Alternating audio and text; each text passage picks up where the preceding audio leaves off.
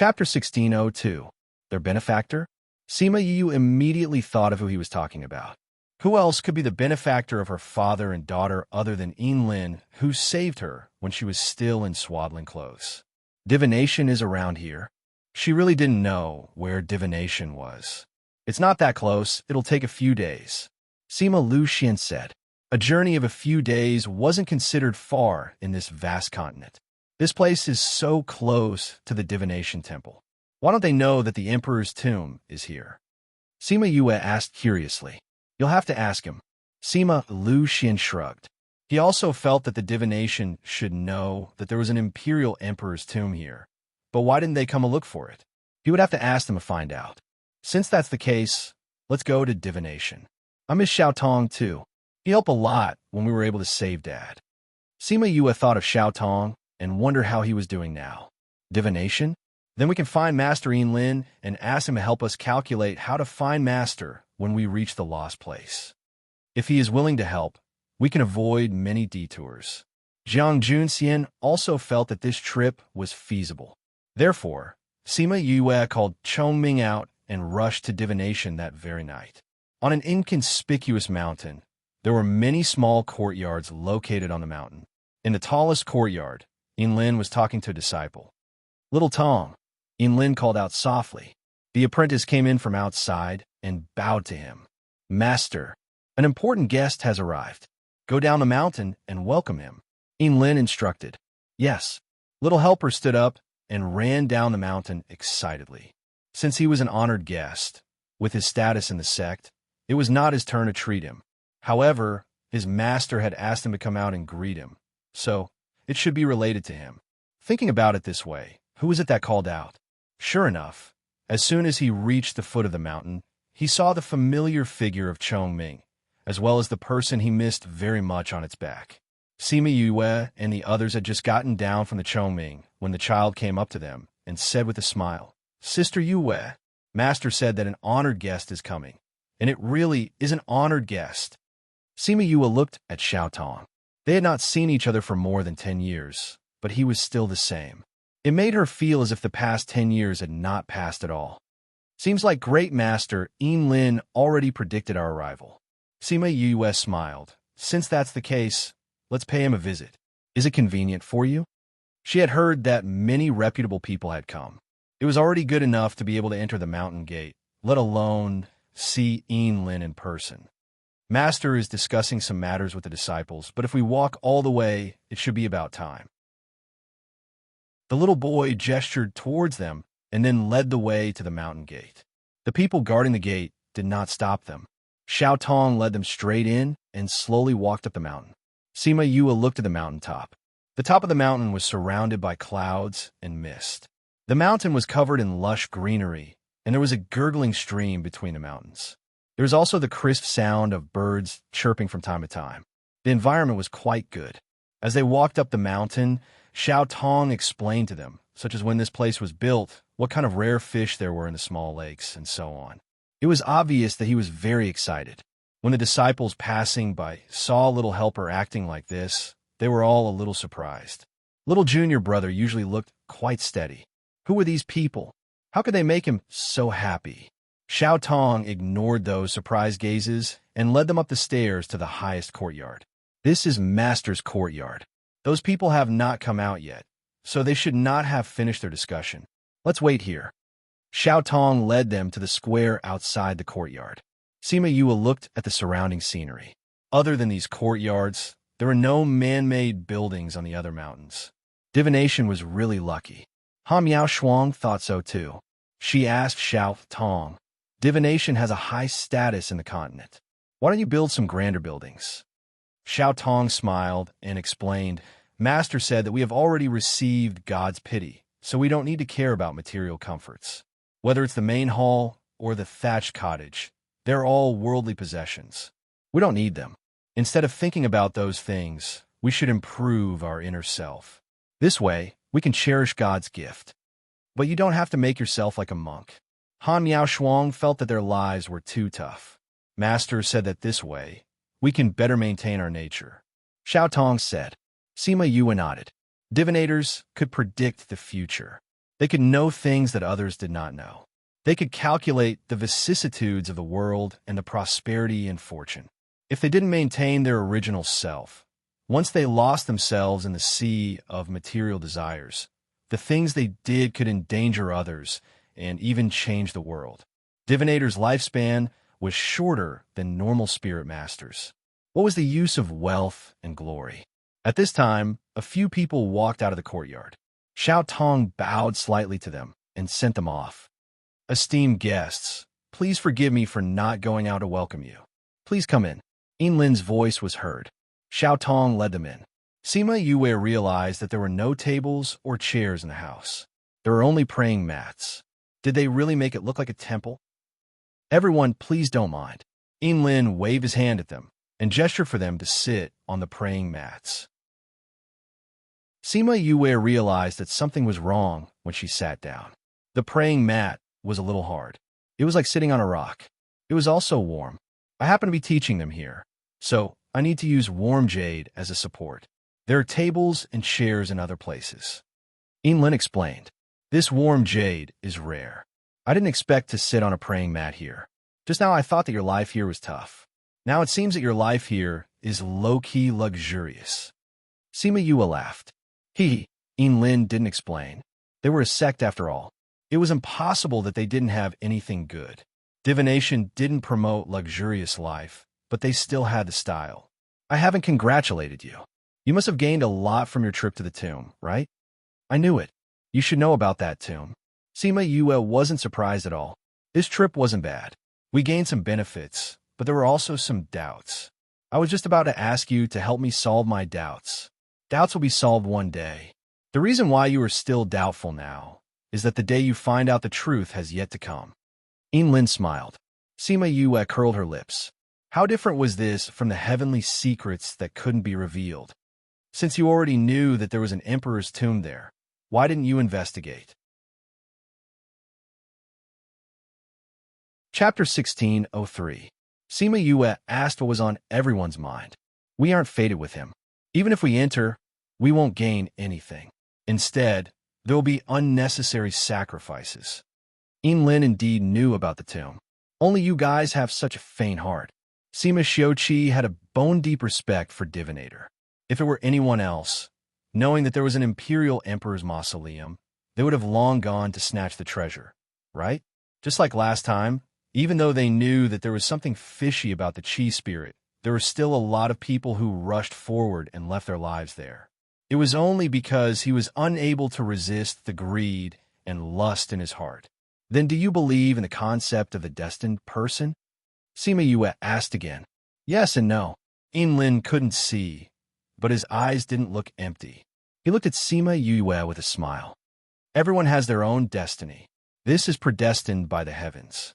Many people felt that they were rebelling against fate, but they didn't know that it was the path that fate had set for them. Everyone has their own things to do, and the so-called fated people only do things differently from others. But what if the destined person doesn't have the heart? Just like her, she didn't really want to go against the heavenly Tao. Even if it's unintentional, it's still possible to walk down that path. Lin knew what Sima Yue was thinking. Since it's destined, it's inevitable. Sima Yue was silent. Would it really happen? Master Lin, will Yue face a great calamity? Sima Lu Xian asked. If there's something, there's a price to pay. But sometimes, death doesn't mean the end. Instead, it's a new beginning, an opportunity to break out of situation. Lin didn't answer directly. Instead, he gave the simulation some words. However, everyone could tell that there was a dead knot in her life. But this wasn't a bad ending. Instead, it was a new beginning. Sima Yue didn't care, but Sima Lu Xian and the others were scared out of their wits. They hurriedly asked if there was any way to resolve it. This is a cycle that cannot be changed. However, the final outcome will depend on her luck. Lin said. In that case, she might not die. Feng Zhixing asked. This, heaven's secret cannot be revealed. Lin's words blocked all their questions. Sima Yu rolled her eyes at him in her heart. This divine Ji really said this sentence. Master Lin's is his mind, Weir's is his. Can you give us some pointers? Jiang Jun asked. Sus TS? Enlin closed his eyes and meditated for a while. Sima Yu realized that the space between his eyebrows would move when he meditated. After a long while, he opened his eyes and said, "It's the right time for you to find him." His Yue, and the others is S? SSSSSS this. S as they assess, then may I ask where Master is now? How can we find Master? Han Miao Shuang asked. TSS, S is there. As there, Enlin said, seeing that they still wanted to ask. It's not good for you to say too much. It might even bring danger to them. Since he said that, no one dared to continue asking. Then they talked about other things. Chatting with Guruji was generally very enjoyable. At least, they could find common topics to talk about when they were full of knowledge and other people's little secrets.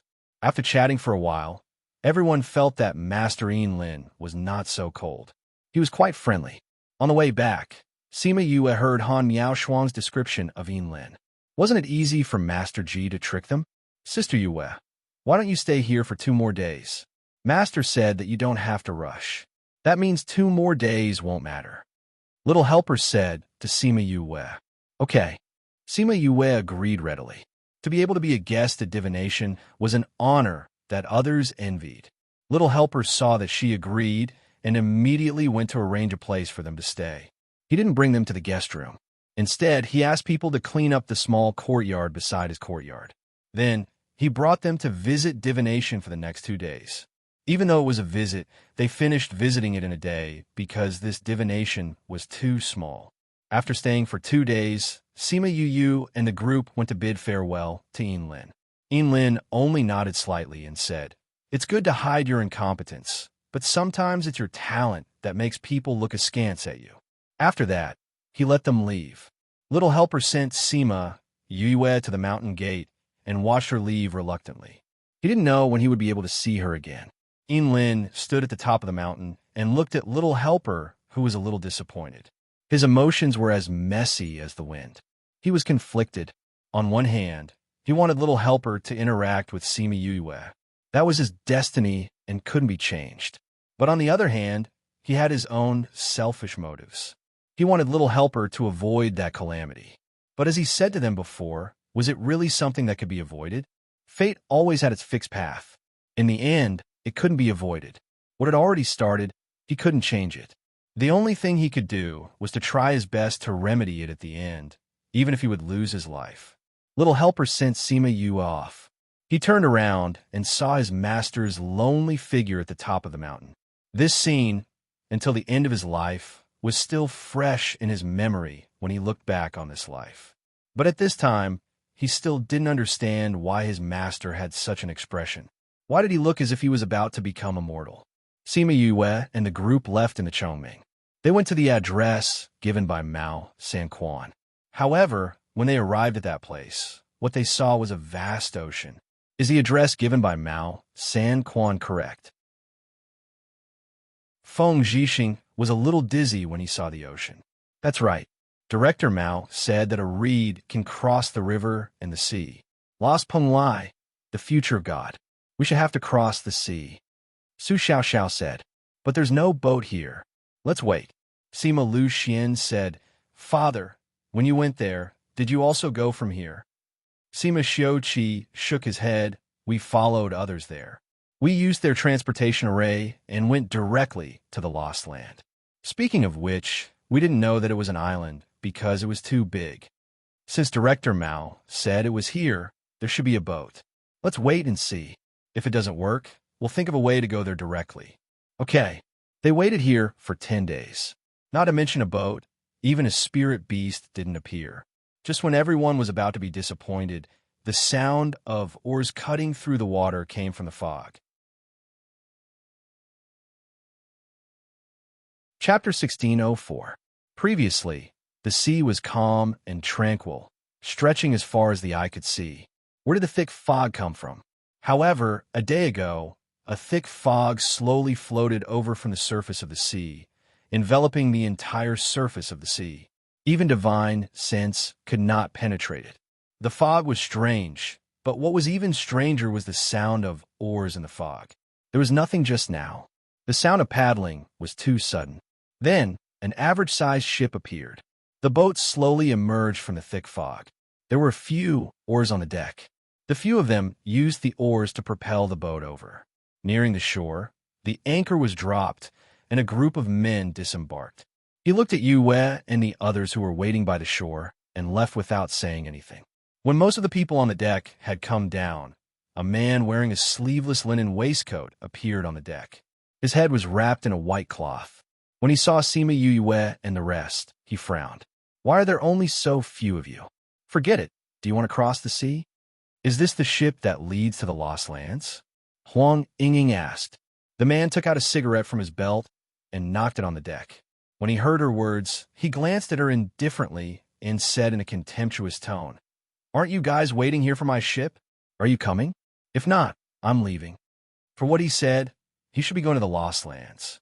Seeing that Sima Yue and the others were about to board the ship, the man added, "Oh right, 100,000 high-grade crystals per person.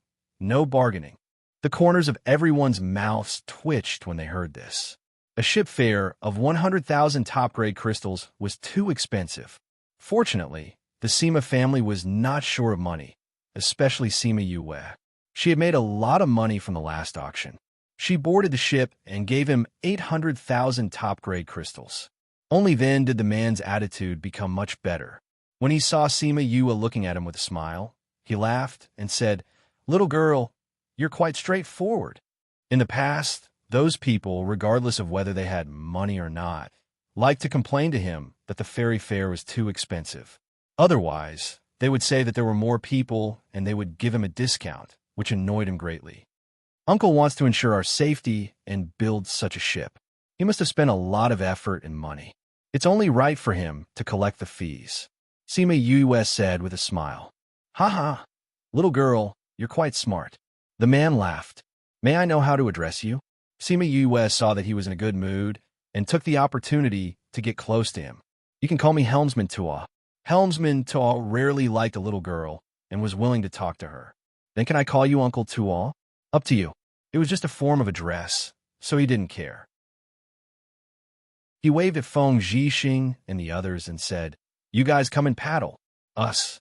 Feng Zhixing and Sima Lu Xian looked at each other, thinking that they had misheard. "Yes, just a few of you guys." Helmsman Tua saw that they were still in a daze and knocked on the side of the ship with his pipe. "Why are you still in a daze? If you don't paddle, how can this ship sail?" "I'm not in a hurry. It doesn't matter if you don't want to go." "You didn't hire a crew?" "I have to pay them. Besides, my ship is so small, how many people can it seat if I hire a crew? Do you want to paddle or not? If you don't want to, then get off, but I won't refund the money." Helmsman Tua threatened. What else could they say? One by one, they picked up the oars and paddled. The ship slowly sailed away from the shore.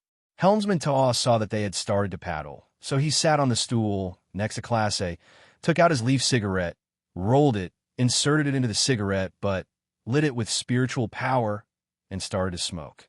Sima Yue sat next to Helmsman Tua and asked, "Uncle Tua, when you came, did you also let the guests paddle? How long will my father and the others paddle?" "Don't worry, after the shallow sea area, we don't need to paddle anymore. It won't take long." Helmsman Tua snorted. "That's good." Sima Yue didn't mind his tone and continued to ask, "Uncle Tua, this is our first time going to the Lost Land. Can you tell us about the situation there? What are you going to do there?" Helmsman Tua asked. "To find my master and teacher. They went there for me decades ago, but I haven't heard anything from them recently. We are worried about their safety, so we want to find them. But we are not familiar with the Lost Land, so we want to ask you about the situation there." Sima Yue said honestly, "Looking for people, I thought you were looking for treasures." Helmsman Tua said, "People who go to the Lost Land are all aiming for the treasures on the island. TSK, if there are treasures on the island, why would outsiders like us have a chance? Some of them are just fools. Actually, it's not strange from an outsider's point of view. A place related to the God Clan is full of treasures, right? If you get a cultivation method, a divine weapon, or a spiritual skill, it will be enough for you to use for a lifetime." Sima Yue said, "I see that your eyes are clear. Aren't you curious about what you said?" "Of course I'm curious. I'm a common person. I love those treasures." but I know what I'm going to do. Compared to those treasures, my master and teacher are more important. Helmsman Tuo glanced at Sima Yue. If she said that she wasn't interested, he wouldn't pay attention to her anymore. Because that kind of person was too fake. He didn't like people who said those things to please him. What did you say your master and the others went for you? Why? To be honest, there are some problems with my body. My master and the others heard that there's a solution there, so they came here. I was unconscious. When I woke up, they had already left for a long time. Thinking of Su Jin and Gulang's care for her heart felt warm. Humph, you've met two good masters. Helmsman Ta took out a small booklet and threw it at her. This is about some things on the island. You can take a look yourself. I'll charge 20,000 high-grade crystals for others. But since you're quite pleasing to the eye, I'll give you half the price. Just give me 10,000. Sima Yue took the booklet and said with a smile, Uncle Ta, aren't you afraid that I won't give you the crystals if I take the book? Helmsman Ta glanced at her and didn't answer her, but his eyes were very clear.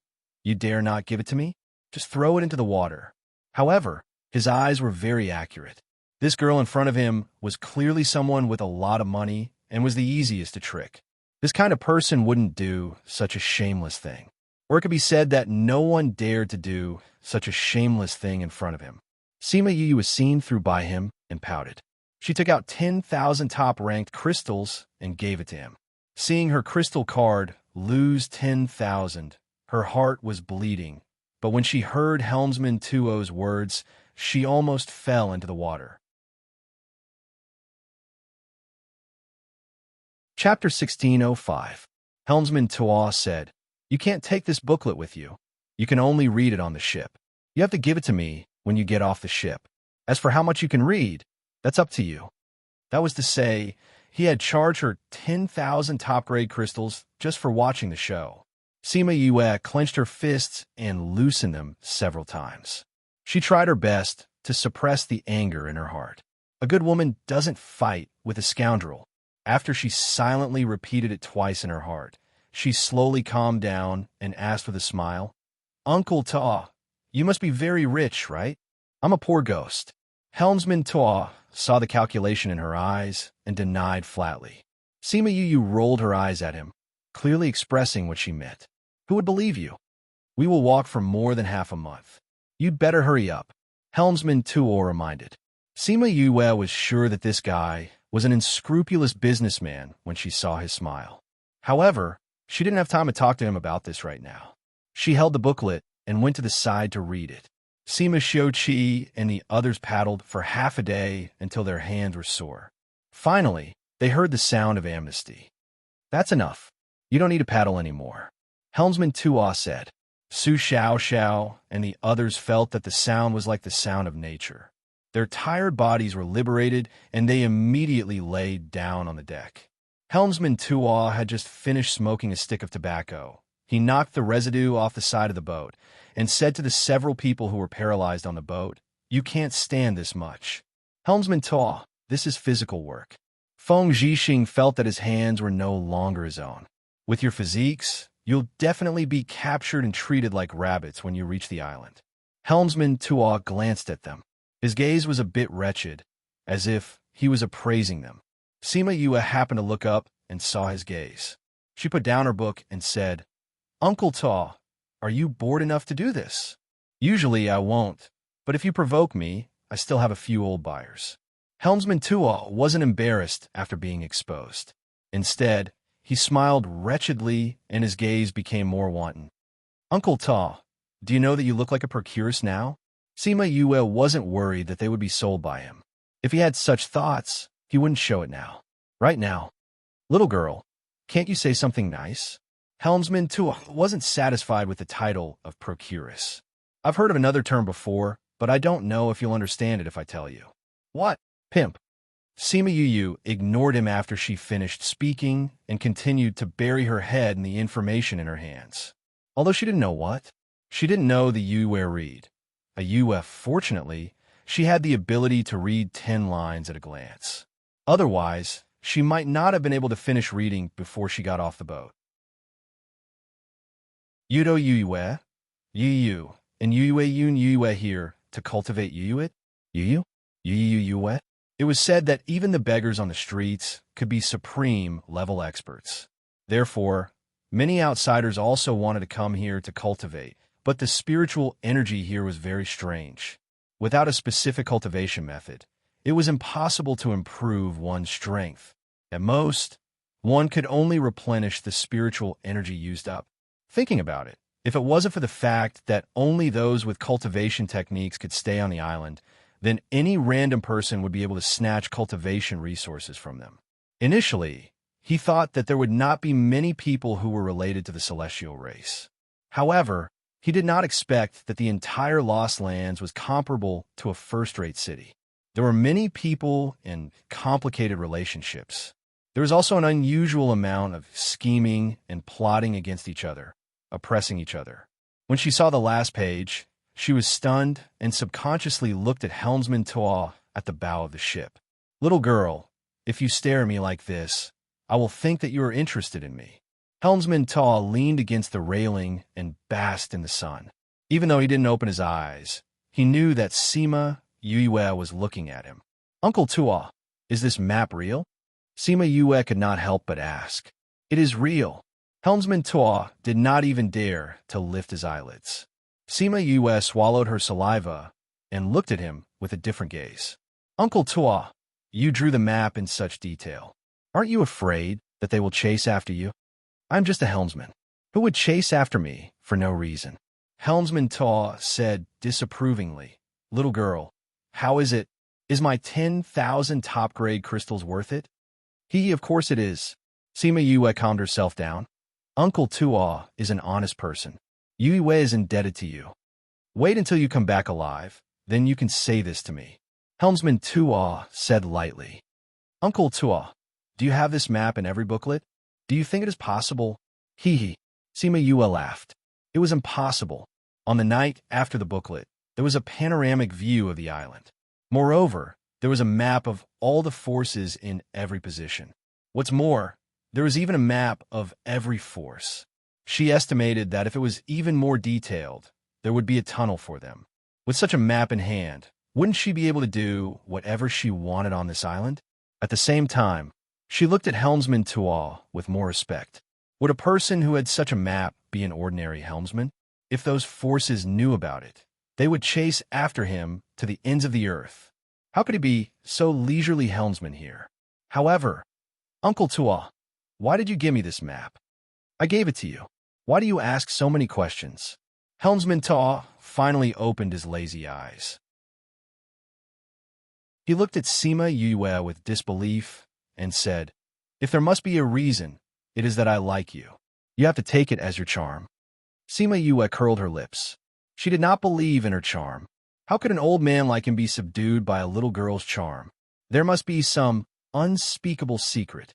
If he did not say anything, the answer would be the same even if she asked again.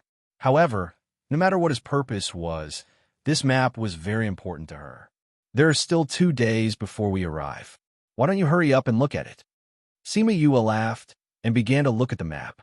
She engraved every mountain, every river, every street, and every house in her mind. Who knows which point could help her find her master and teacher? Helmsman Toa closed his eyes again. In this dilapidated boat, he was so leisurely that he did not fit in. However, none of them went to disturb him again. From the conversation between him and Yue, they could tell that he was not an ordinary helmsman. If they offended him, they would be thrown into the sea to feed the sharks. Another point confirmed their guess. Along the way, they did not encounter any attacks from sea beasts.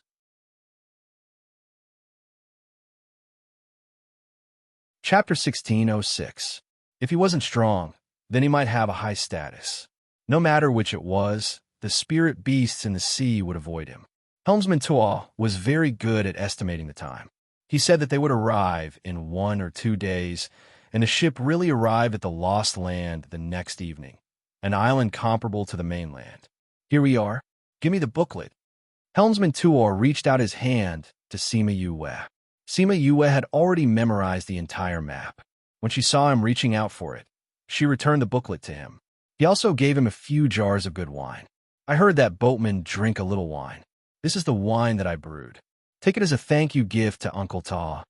Helmsman Ta didn't stand on ceremony. He picked up a jug and opened the seal.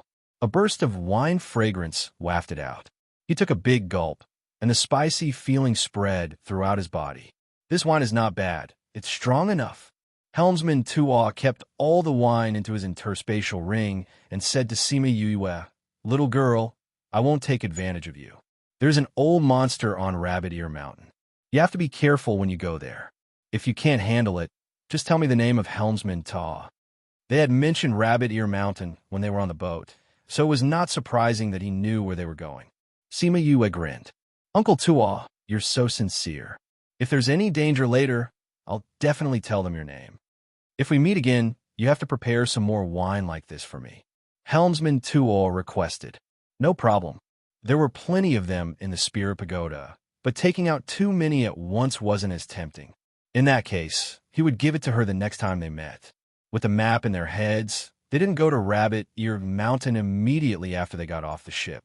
Instead, they went to the nearby teleportation portal and went straight to Lee City, which was the nearest city, and found an inn to rest. What Yue didn't know was that not long after they left, a group of people came to the ferry. When they saw Helmsman Tua dressed as a helmsman, the corners of their eyes twitched. They stepped forward and knelt down together. "Master, you're finally back. What's wrong? I just escorted a guest, and you miss me?" Helmsman Tuo's manner changed. The cunning helmsman immediately turned into a rich young master. "Master, a few family heads have come to look for you several times. If you don't appear, they will probably quarrel." The leader explained, "Those old fellows have nothing to do all day long. One day, I will make them my helmsman." Helmsman Tua said. The people on the ground lowered their heads even more, hoping that their master would not let them be the boatman. It was really too degrading. "Let's go back. I want to see how much they're going to argue." He disembarked from the ship, walked a few steps, and ordered the person kneeling at the back, "Send someone to pay close attention to the guest I brought back." "Master, is there something suspicious about their identities? I feel that with their arrival, the Lost Island will become lively. Why would I miss such a good show?" Helmsman Tua said and left with a smile. His intuition had always been accurate. That girl would definitely give him a surprise. "Master," the helmsman disappeared. "Who will be sent to pick up those people? I heard that Northern Du clan, Eastern Lai clan, and Ouyang clan are already rushing over. What's the hurry? That old fellow drank my 1,000 years drunk and is now sleeping soundly. When he wakes up, he will naturally come back to take over the helm. Then those people from the hidden clan, just wait. Master, do you have to be so willful?" However, no one dared to say this out loud. Who knew what method their master would use to punish them? A group of people followed Helmsman Tua and left the ferry. The person who was pointed out by him left the group and chased after Sima Yue. Sima Yue rested in the inn for a while before lying down on the bed. She began to recall the information she received. The Lost Island had thousands of big and small villages and hundreds of cities. They surrounded the 4 main cities like stars surrounding the moon: Phoenix City, White Tiger City, Azure Dragon City, and Black Tortoise City. These 4 main cities also surrounded the central city, Void City. It was said that Void City was just like its name. It did not even have a city wall or any protective measures. However, no one dared to create trouble there because the owner of the Lost Island lived there. If anyone dared to create trouble there was only one outcome: disappearing. Perhaps he had been banished, or perhaps he had been killed. No matter what, the troublemaker never appeared on the island again. It was said that the owner of the island was a descendant of the Divine Clan. He had an extraordinary status and absolute power on the island. Sima Yue did not know if there were any other descendants of the Divine Clan other than the Feng people. However, it was true that the owner of the island had power and influence. As for those who claimed to have connections with the Divine Clan, they all lived in the 4 main cities. Those who were not talented or had fallen families would live in the small cities and villages. She would ask Fengxiang later on. She enlarged the map in her mind and began to look for the location of Rabbit Ear Mountain. Fortunately, Her mental strength was strong enough to find Rabbit Ear Mountain in the densely packed terrain. However, she was speechless when she saw the distance. She thought that since Lin asked them to go to Rabbit Ear Mountain after reaching the island, the mountain should not be far from their current location. Who knew that it was 108,000 miles away? She sighed, closed her eyes, and rested. She could only go to Rabbit Ear Mountain to look for an opportunity after she had rested enough. She could not guess what the opportunity was. At this moment, she wanted to complain about the actions of those charlatans who used the phrase, "Heaven's secrets cannot be revealed," to brush people off. His heart was neither up nor down, and he felt very uncomfortable. After resting in the small city for 2 days, they began to rush towards Rabbit Ear Mountain.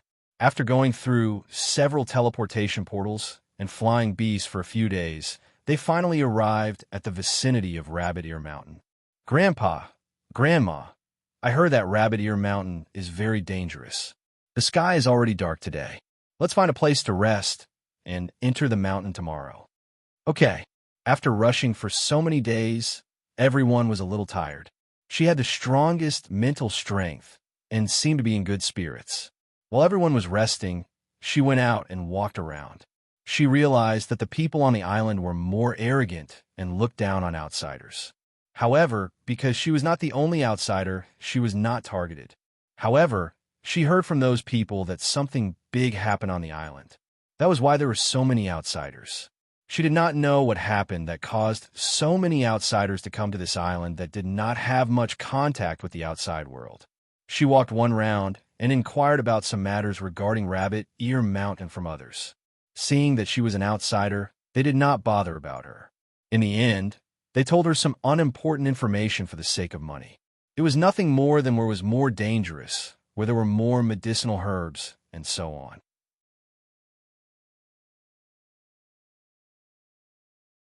Chapter 1607.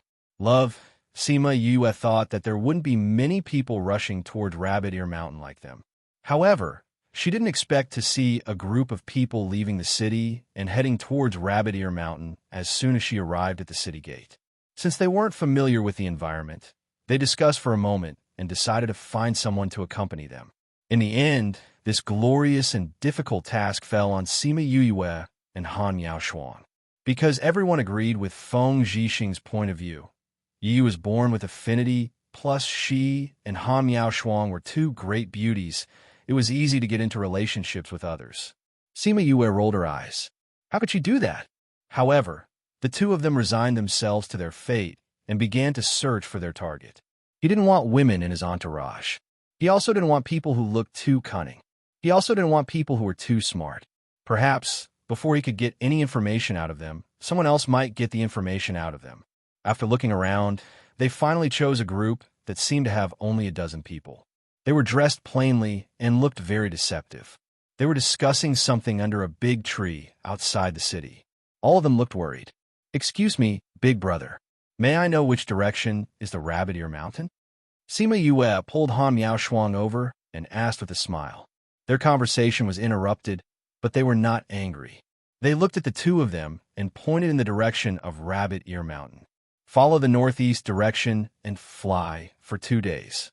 A round-looking man gave them the specific route and time. 2 days? Didn't you say that it would only take 1 day? Sima Yue frowned. Who gave you a day's time? When I was at the inn, I asked one of my roommates. You've been fooled by him. The round-faced man sized up the two of them. You're not from the island, are you? No wonder he was fooled. Those people like to do such things when they have nothing better to do. After walking for a day, you didn't reach the Rabbit Ear Mountain, but the Broken Cliff Mountain. It's just an abandoned mountain with nothing there. Sima Yue and Han Yaoshuang's faces were filled with shock and disbelief. They didn't expect to be cheated by others. To be honest, we are indeed not from the island. We came to Rabbit Ear Mountain because we heard that there was a herb that we needed. I didn't expect that we would be cheated. Sima Yue's words were half true. She had indeed heard from others that it would only take a day. However, with the map in hand, she knew the distance to Rabbit Ear Mountain. That was why she could tell at a glance that the person who gave her directions was not telling the truth. Then you should be here to participate in the Crimson Pearl Convention. right? The chubby man hesitated for a moment and said, "We're going to Rabbit Ear Mountain too. You can come with us, but we can only bring you to the front of the mountain. We cannot enter the mountain with you." "Granduncle," the others called out anxiously. "Granduncle, we still have things to do. What if it's just leading the way? What can happen?" Fatty's words carried weight. When he agreed, the others didn't dare to have any objections. "All right, success or failure will be decided today. If the heavens really want our Guo family to die, it won't be affected just by leading the way," another man in white said. The two most influential people had already spoken. What else could they say? Sima Yue could tell that these people weren't in a good situation. They wanted to go to Rabbit Ear Mountain to find something to turn things around, to be able to extend a helping hand to outsiders at this time. It showed that these people's character was not bad. "Uncle, how should I address you?" "I am Winda. You can call me Uncle Gua." Fatty smiled and pointed to the man in white. "This is my nephew, Gua Exen." "Hello, Uncle Gua." "Hello, Big Brother Gua." Sima Yue and Han Miao Shuang bowed to the two of them. "I am Sima Yue. This is my senior sister, Han Miao Shuang.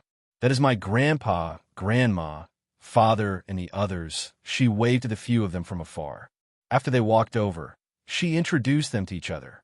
Guinda saw that they looked familiar and didn't ask much. He called out to his people, "It's useless to talk about these now. We will know when we reach Rabbit Ear Mountain. Let's go." The Gua family called out their flying beasts. Sima Yue saw that it was strong, but not fast. "Uncle Gua, we are in a rush. My flying beast is faster and bigger. If you don't mind, why don't you come with us?" Sima Yue called out Chongming. Seeing Chongming's real body, Guinda was surprised.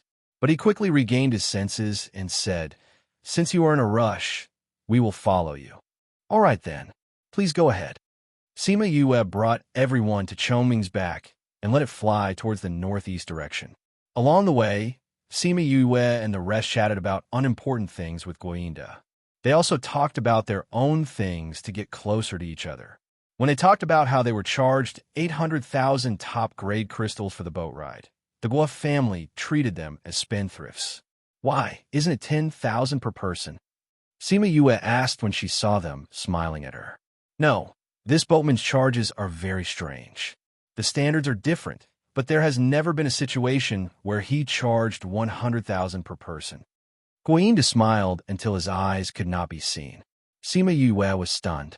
So she was cheated? Seeing her dumbfounded expression, the Gua family members all laughed. But it wasn't the kind of laughter that mocked a fool.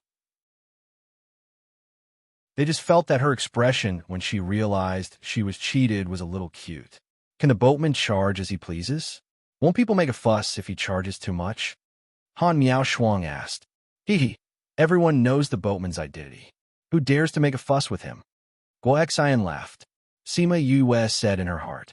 She knew that the boatman's identity wasn't low. He really had a background. What's his identity? He has a good relationship with the island master. Don't be fooled by his fat head and big ears. He's very powerful, with both power and background. Who would dare make a fuss? That's true.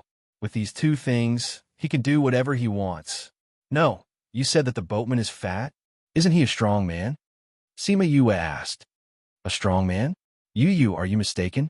The Wu family looked at her strangely. Boatman Tuo's figure can't be considered fat, right? Han Miao Shuang said doubtfully. Boatman Tuo? The boatman that ferried you is surnamed Tuo? That's right. He told us to call him Boatman Ta. Why isn't it? That boatman's surname isn't Tuo. You must have been cheated by someone. Guinda laughed. No wonder they were cheated. This was a one-time deal. Even if they realized they were cheated, they wouldn't be able to find the person to settle the score. Sima Yue didn't think so much. Just from a map that he gave her, she knew that this person's identity wasn't ordinary.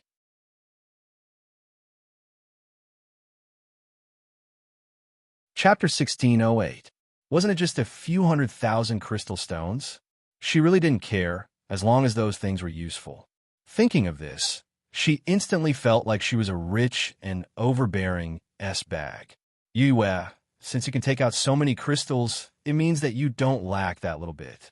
Since that's the case, you'd better not go back to look for him. To be able to hang out with someone like the boatman and be able to control his ship, he definitely isn't an ordinary person. Gwaine said earnestly. Sima Yue understood that he was afraid that if she went back to argue with Helmsman Ta, she would offend someone powerful. In the end, the gains would not make up for the losses. Uncle Wu, I understand. She smiled at Gwainda and thought that she had a good eye for people. The people she chose were really good. Then Sima Yue asked other questions about Rabbit Ear Mountain, such as where were the herbs and so on. The Guo family's answer was similar to what she had heard before. At this point, Gwainda could not help but sigh. Uncle Guo, are you guys in trouble? Sima Yue asked.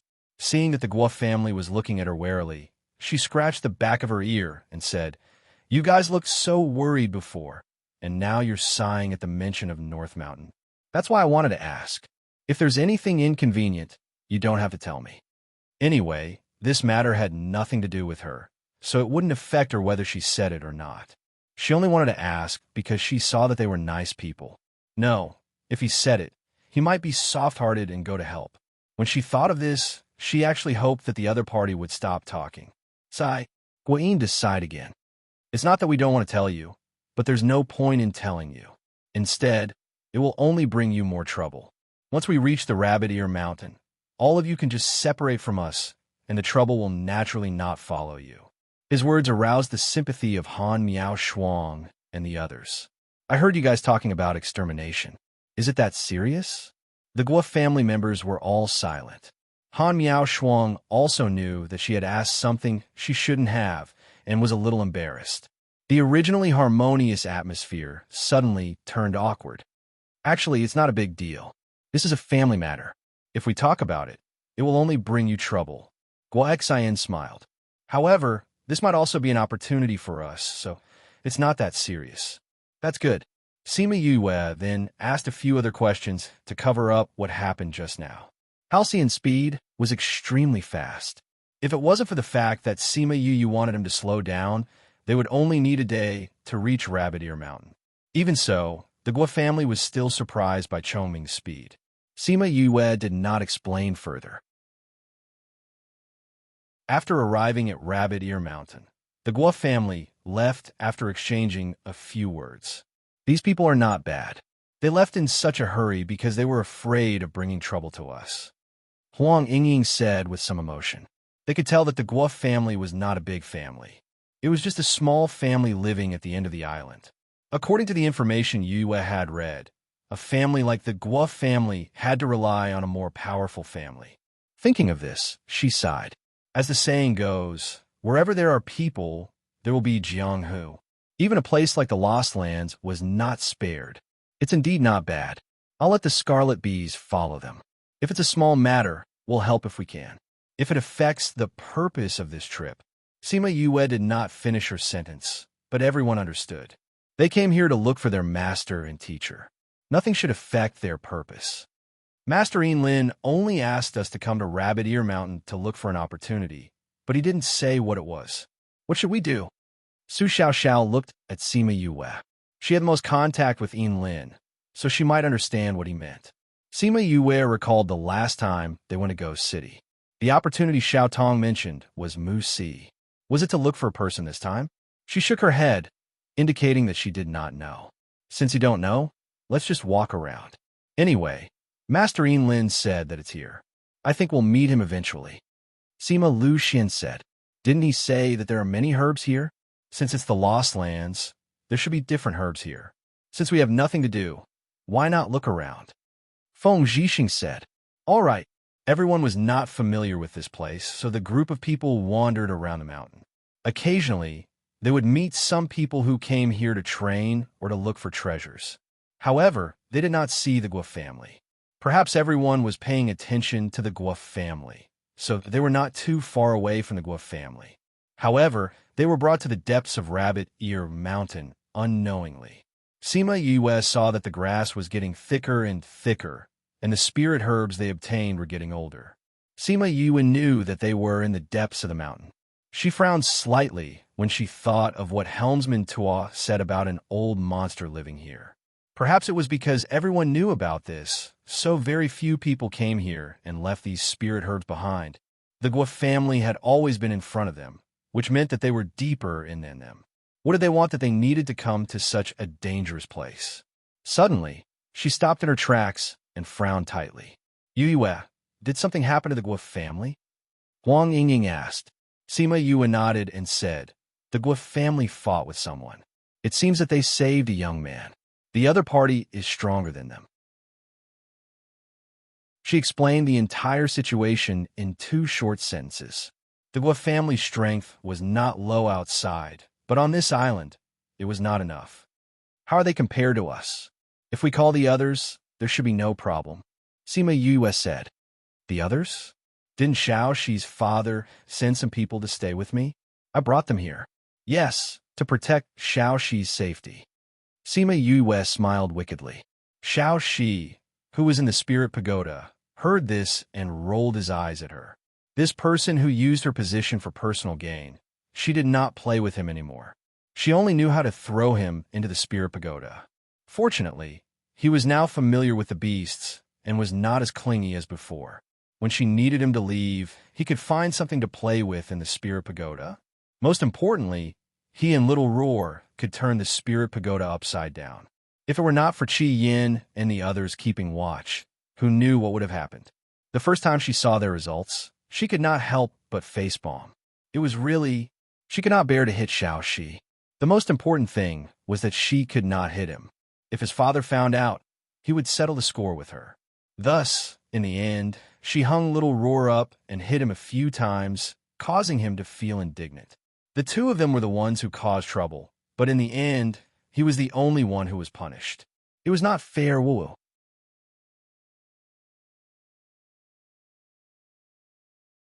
Chapter 1609. In order to ensure Little Lucky's safety, Supreme Fifth Spirit Senior had left behind a group of ancient spiritual beasts.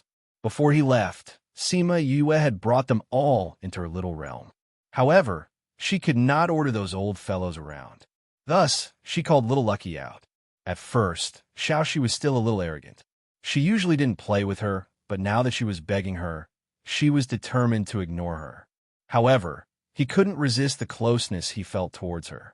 After obtaining her promise to let him follow them, he asked her to summon the ancient spirit beasts and ordered them to save the people. These ancient spirit beasts were not as protective of Little Lucky as the hidden demonic beast.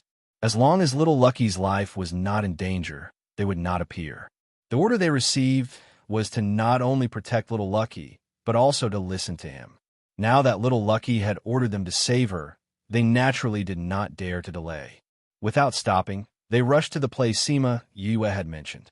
Sima Yue and the rest did not stop as well. They followed suit.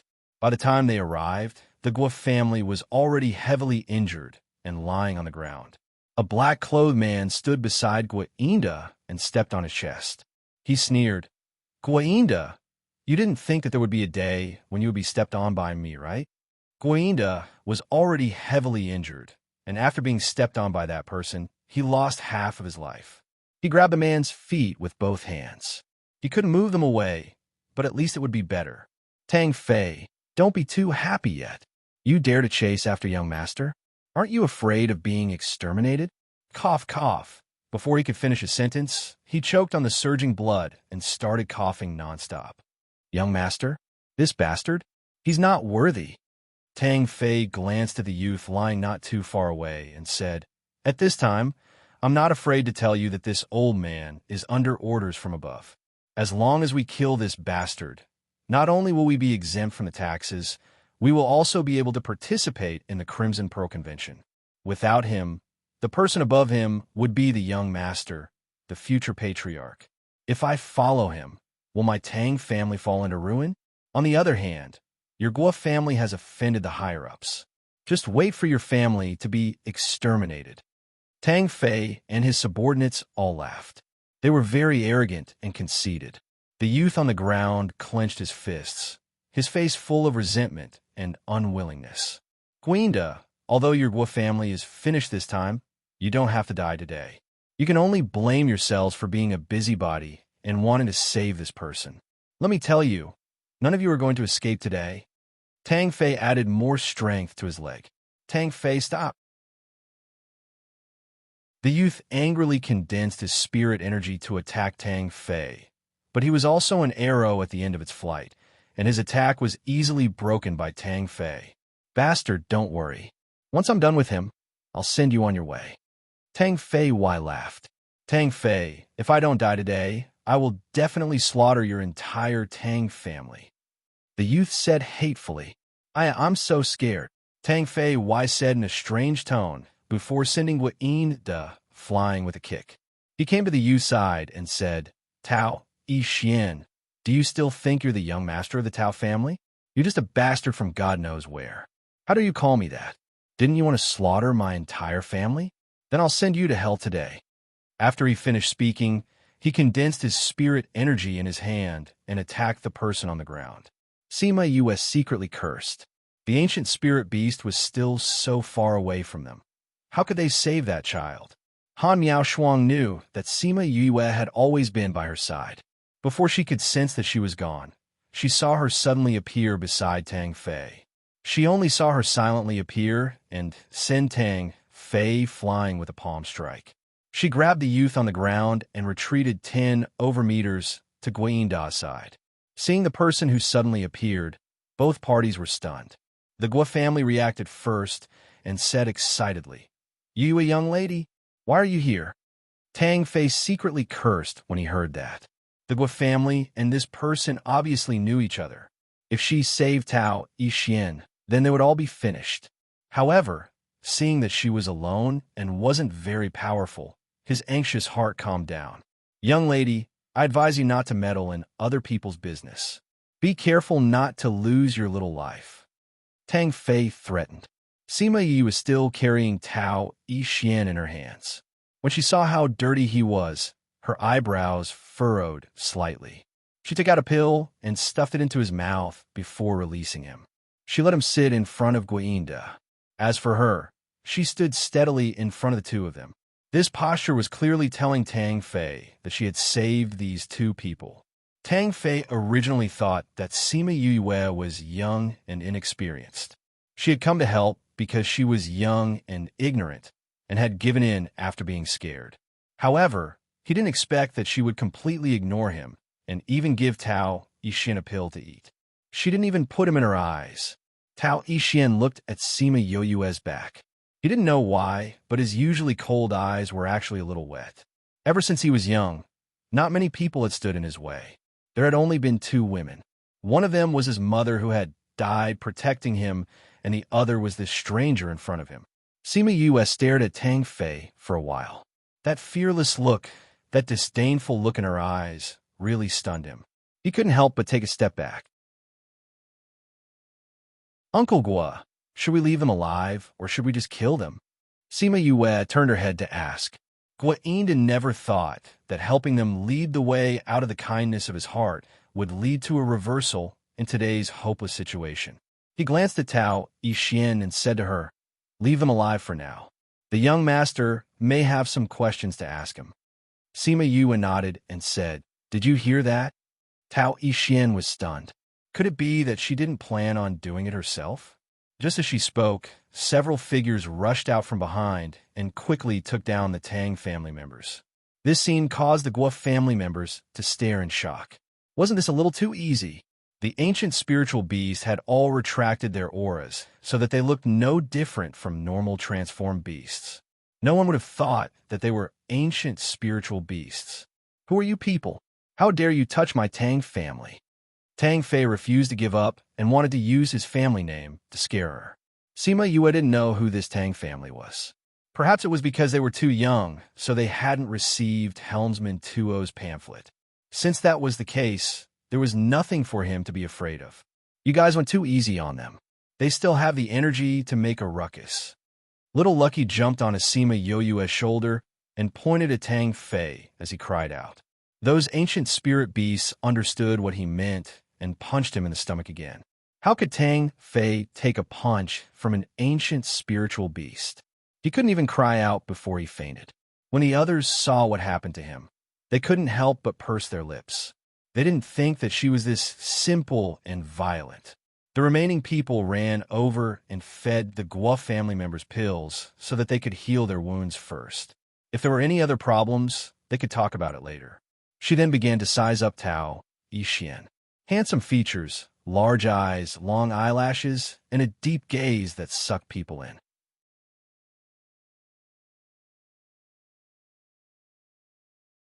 Chapter 16:10.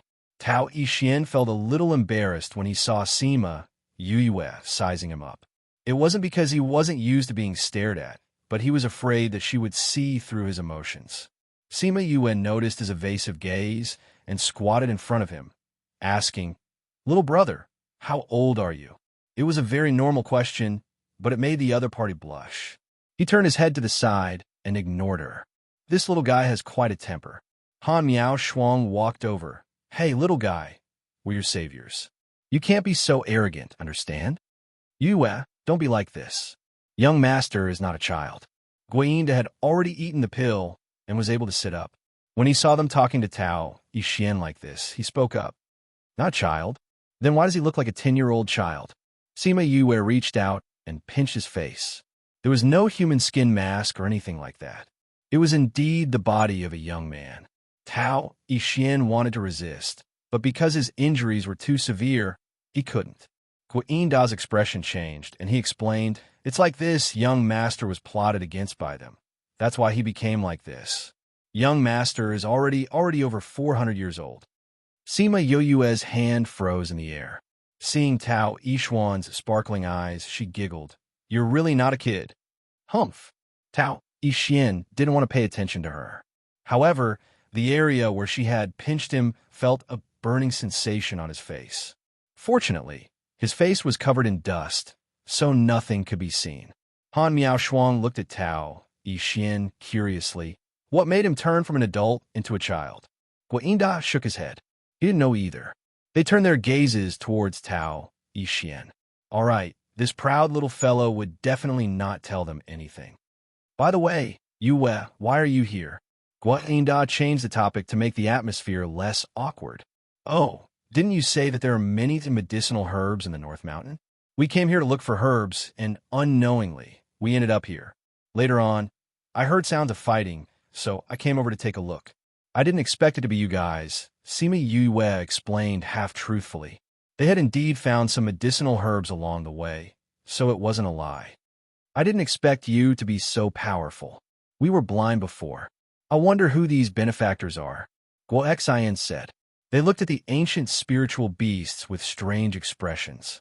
He had never seen these people before, so he had no idea where they came from. "They're his bodyguards." Sima Yue pointed at Little Lucky. "We met them on the way here." The Guo family obviously didn't believe her words. If they had met on the way, why would they be so close to her? Obviously, they had known each other for a long time. But if she didn't say anything, they couldn't ask. She just wanted to know that she had saved them. "Guo Jiaming will always remember your kindness in saving my life." Guiyinda struggled to get up and wanted to salute them. "Uncle Guo, you're seriously injured. Don't move." Sima Yue said, "Kid, why aren't you reacting at all? In any case, I saved your life just now. You saved me for a moment, but you can't." Tao Yixian suddenly stopped and said, "Thank you." She had saved him, so even if he wanted to give up on himself, what did it have to do with her? Why did he have to implicate her? Sima Yue looked at him and grabbed his wrist. He wanted to take it back, but found that he couldn't. "Yue." Guiyinda looked at her worriedly. Sima Yue finally let go of his hand after a while. She stood up and took 2 steps back, crossing her arms as she looked at him, saying, "You look like you've been poisoned, right? This kind of poison isn't bad either. It can make you return to your youth, don't you think?" Tao Yixian raised his head in shock and looked at her in disbelief. She actually knew that he was in this state because he had been poisoned. Then did that mean that she could cure the poison as well? "I can't cure your poison right now," Sima Yue said honestly. The light in Tao Yixian's eyes dimmed. Even she couldn't do anything about it. Guiyinda looked at Sima Yue from the side. "Miss Yue, I know that you're very capable. Please save the young master." She could tell at a glance that Tao Yixian had been poisoned, so in their eyes, she was very powerful. Yu was frightened by his kneeling. She had lived for so long, but no one had ever knelt before her. She went over to help him up, saying, "Uncle Guo, don't be like this." Yu, the young master is in a lot of pain. Please save him. Guainda stood up with the help of her strength, holding onto her hand without letting go. Uncle Gua, it's not that I don't want to save him, but that I really can't. Sima Yue said, the poison he's been poisoned with is called the 100 insects and 100 grass pill. It's made from 100 different poisons and 100 different poisonous insects. If you want to cure the poison, you have to know what these 100 poisons and poisonous insects are. If you make a mistake, then it won't be an antidote, but a poison. Guinda was shocked by this answer. He was so stunned that he couldn't say anything. Tao Yixian's eyes flashed with despair as he sat on the ground. Yu, how much longer can a young master live? Guo Xian asked. That depends on his body. The deeper the poison, the smaller his body will become. When his body returns to its infantile state, that will be the end. Sima Yue said, looking at him like this, I think he'll be able to hold on for 1 or 2 years. 1 or 2 years. To a normal person, that wasn't a short time, but to a cultivator, wasn't that just a blink of an eye? Everyone's faces were filled with despair. You guys don't have to be like this, right? Feeling as if everyone's lives had been sucked out, Sima Yue couldn't help but look up at the sky at a 45-degree angle. She gritted her teeth and said, actually, it's not like there's no way. What way? Guo Xian asked. The person who made this poison either has the antidote or the recipe for the antidote. As long as we can get our hands on it, it'll be fine. Sima Yue said, the possibility of this poison being made is too high. If he can't remember which poisonous insects and plants he used and accidentally gets poisoned, he'll definitely die. In order to prevent this possibility, they'll leave behind the antidote. As long as you know who poisoned him and get your hands on the antidote, it'll be fine. As long as he doesn't return to his infantile state, it'll be fine. She thought that they would be happy after she said that, but after she finished speaking, everyone went silent. What's wrong? Don't tell me that person is already dead? If that was the case, then this person really couldn't be saved. That's not it. Seeing that she misunderstood, Guo Xian explained, it's just that this person isn't easy to meet. As long as he's not dead, then there's hope. Why are all of you crying? Han Miao Shuang came over and asked. It's really... Sigh. Sima Yue saw their expressions and understood. Although the person who poisoned him was still alive, he was probably as good as dead.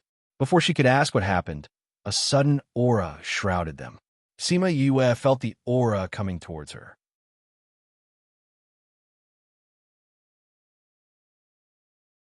Chapter 16:11. That aura only swept over them roughly, but their backs were drenched in cold sweat. First message of love-death seemed to be just a matter of flipping his hand. Fortunately, that aura had no intention of killing them, so it disappeared in an instant. Everyone felt like they had just survived a disaster. However, before they could relax, they felt the aura closing in. After a few breaths, a woman dressed entirely in white appeared in front of them. She had snow-white skin, snow-white hair, snow-white clothes, and snow-white shoes. When Sima Yue saw her, she wondered if this person was the Snow Lady. Other than her, no one else had the courage to look at this woman. Sima Yue looked at her. She could not sense any aura from her as she stood there, but people like her were the scariest. This should be the old monster mentioned by Helmsman Ta, right? The woman looked at Xiao, she who was in Sima Yue's arms, and wanted to grab him. However, Sima Yue hugged him and took 2 steps back. Greetings, senior. Sima Yue carried little Lucky and bowed to the woman. Only then did the woman notice Sima Yue. Who are you? What does it have to do with you? My name is Sima Yue. Xiao, she is the son of an old friend of mine. Old friend? Ancient spirit beasts have just appeared in the world, and they're already old friends with you? The woman's voice was faint, but it was imposing without being angry. Yes, Sima Yue was afraid, but she did not show it on her face. If they really fought, he didn't know who would be more powerful, her or the magical beast guarding the space. I've taken a fancy to this little fellow. Leave him to me, the woman said. I'm sorry, senior. Little Lucky's father gave it to me. I can't give it to you.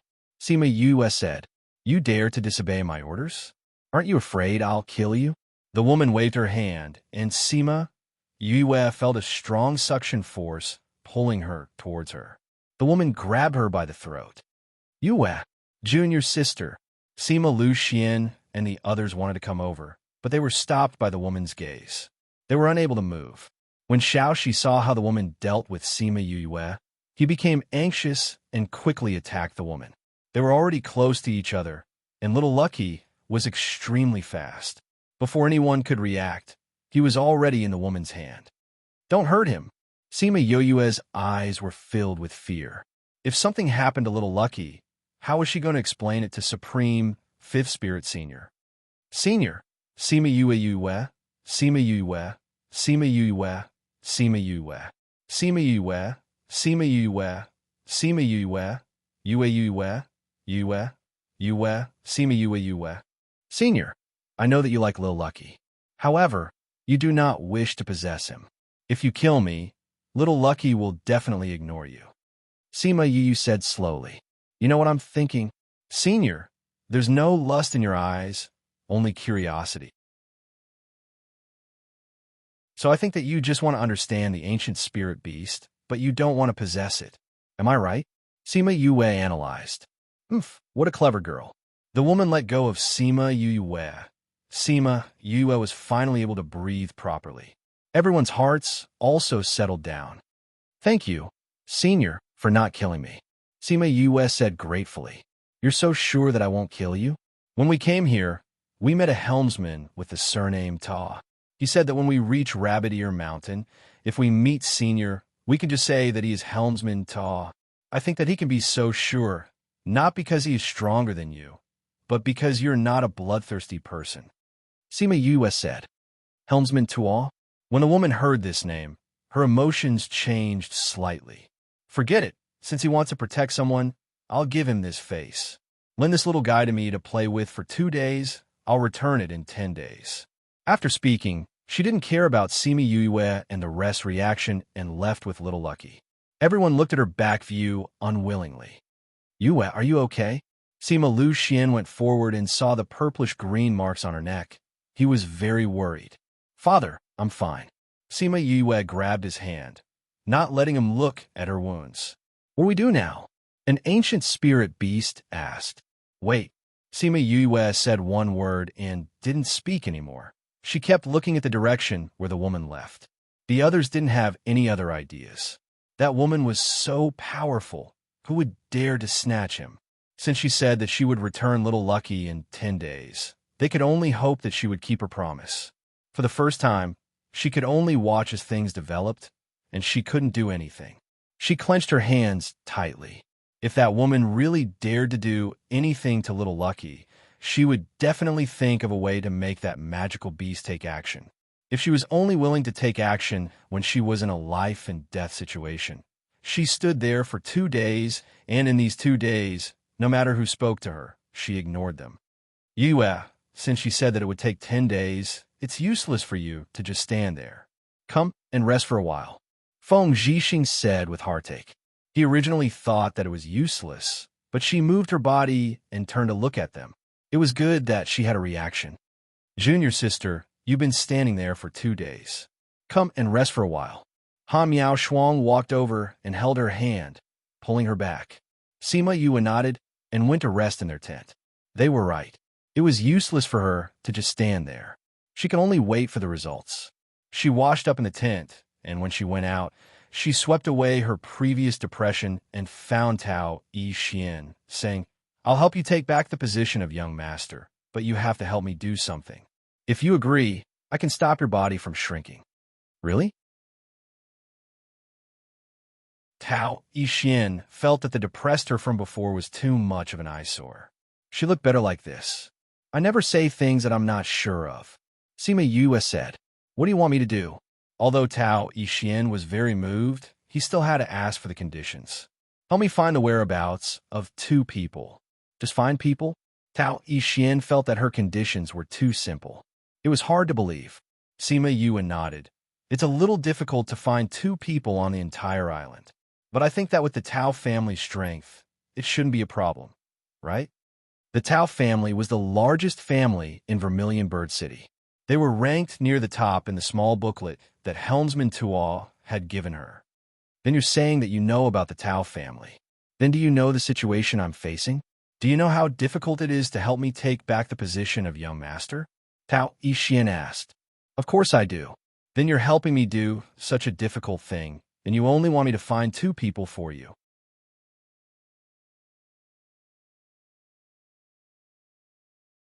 Chapter 16:12. Sima Yue looked straight at Tao Yixian and said, To you, finding someone is a simple matter, but to me, this is very important. As for your matter, although it is difficult for me, it is not impossible. Tao Yixian's body shook. This was the first time he had seen such a confident woman. That kind of confidence was like an ice blade stabbing into his frozen world. It seemed that something was different. All right, I promise you. He nodded. You help me regain the position of young master, and I'll help you find the person. At the same time, I can also promise you another condition. Seeing that Sima Yue was about to say something, he waved his hand and said, I don't like to owe people anything, so I'll agree to your other request. Of course, that's only if it's within my capabilities.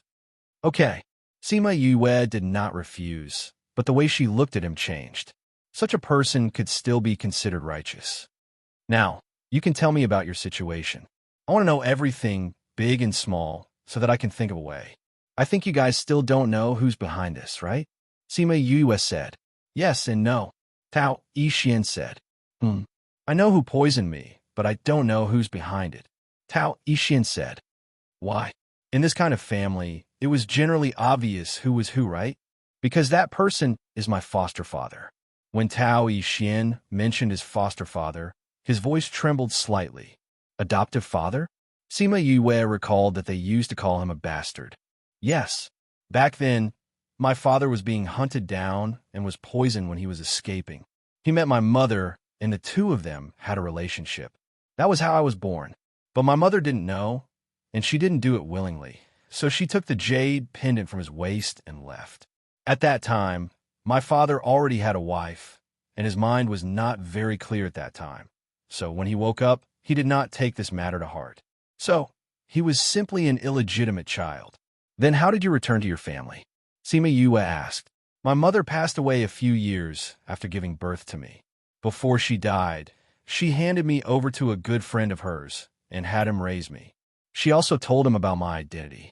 My mother didn't know my father's identity before, but when she found out later, she didn't bring me back.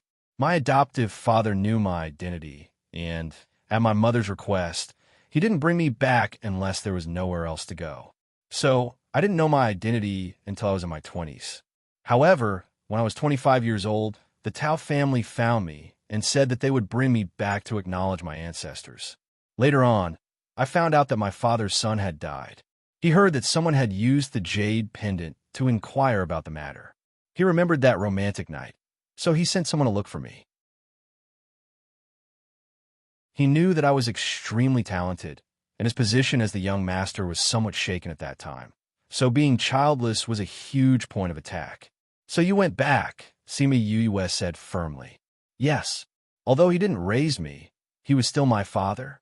Because of some reasons, I was his only son, so he couldn't bear to see others attack him because he didn't have a son. Tao Yixian said, also my adoptive father said that he would go back with me. At that time, I also thought that as long as I was with my adoptive father, it didn't matter where I was. I just didn't think that. You didn't think that your adoptive father would do something to you, right? Sima Yue asked. How did you know? Because when you talked about your adoptive father, your voice was very complicated. Also, you're so smart. No matter who tried to harm you, you should be able to guess who it was. Since you couldn't guess, then it must be someone you didn't expect. Sima Yue said, you returned to your family as an illegitimate child and obstructed the interests of others. You must have been in a very difficult situation at the time. Your adoptive father had been with you for so long that you were caught off guard. Am I right? Tao Yixian lowered his eyes and didn't deny her guess. Sima Yue felt some sympathy for him. No wonder when he talked about the past, his grief was greater than his anger. No one would be able to accept being betrayed by such a close relative. Your adoptive father didn't contact anyone? If he did, I would be able to guess the person behind him. However, he spent most of his time with me and had very little time for himself. That's why I can't understand why he would betray me. Tao Yixin clenched his fists so tightly that his fingernails dug into his palms until they bled. Sima Yue sighed and stepped forward to hold his hands, prying his fingers apart. Since he raised you up, your life can be considered as repaying his kindness of raising you. When you meet him again, you don't have to be merciful. Just give him the cruelest revenge. Sima Yue said slowly. Tao Yixin lowered his head to look at her fingers. Her white fingertips were stained with his blood and were very eye-catching. You're right. I was raised by him. If it weren't for him, I wouldn't have been able to live until now.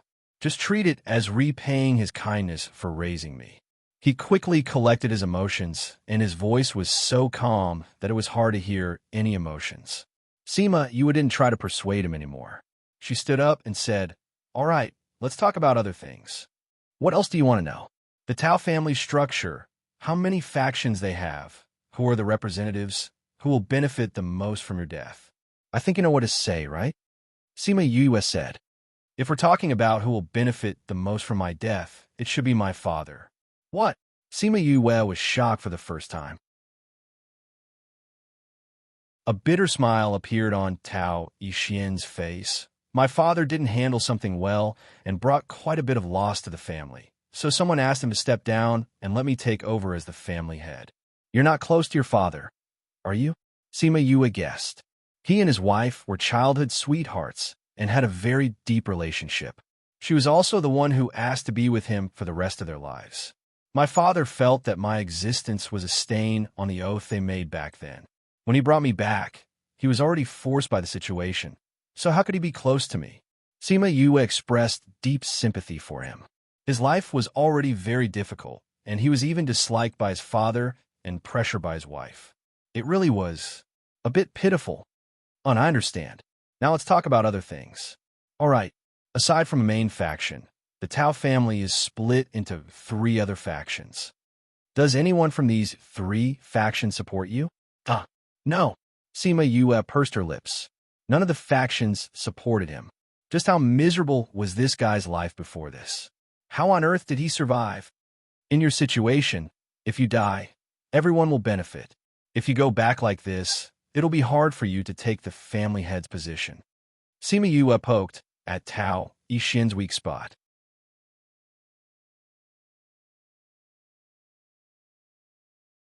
Chapter 16:13.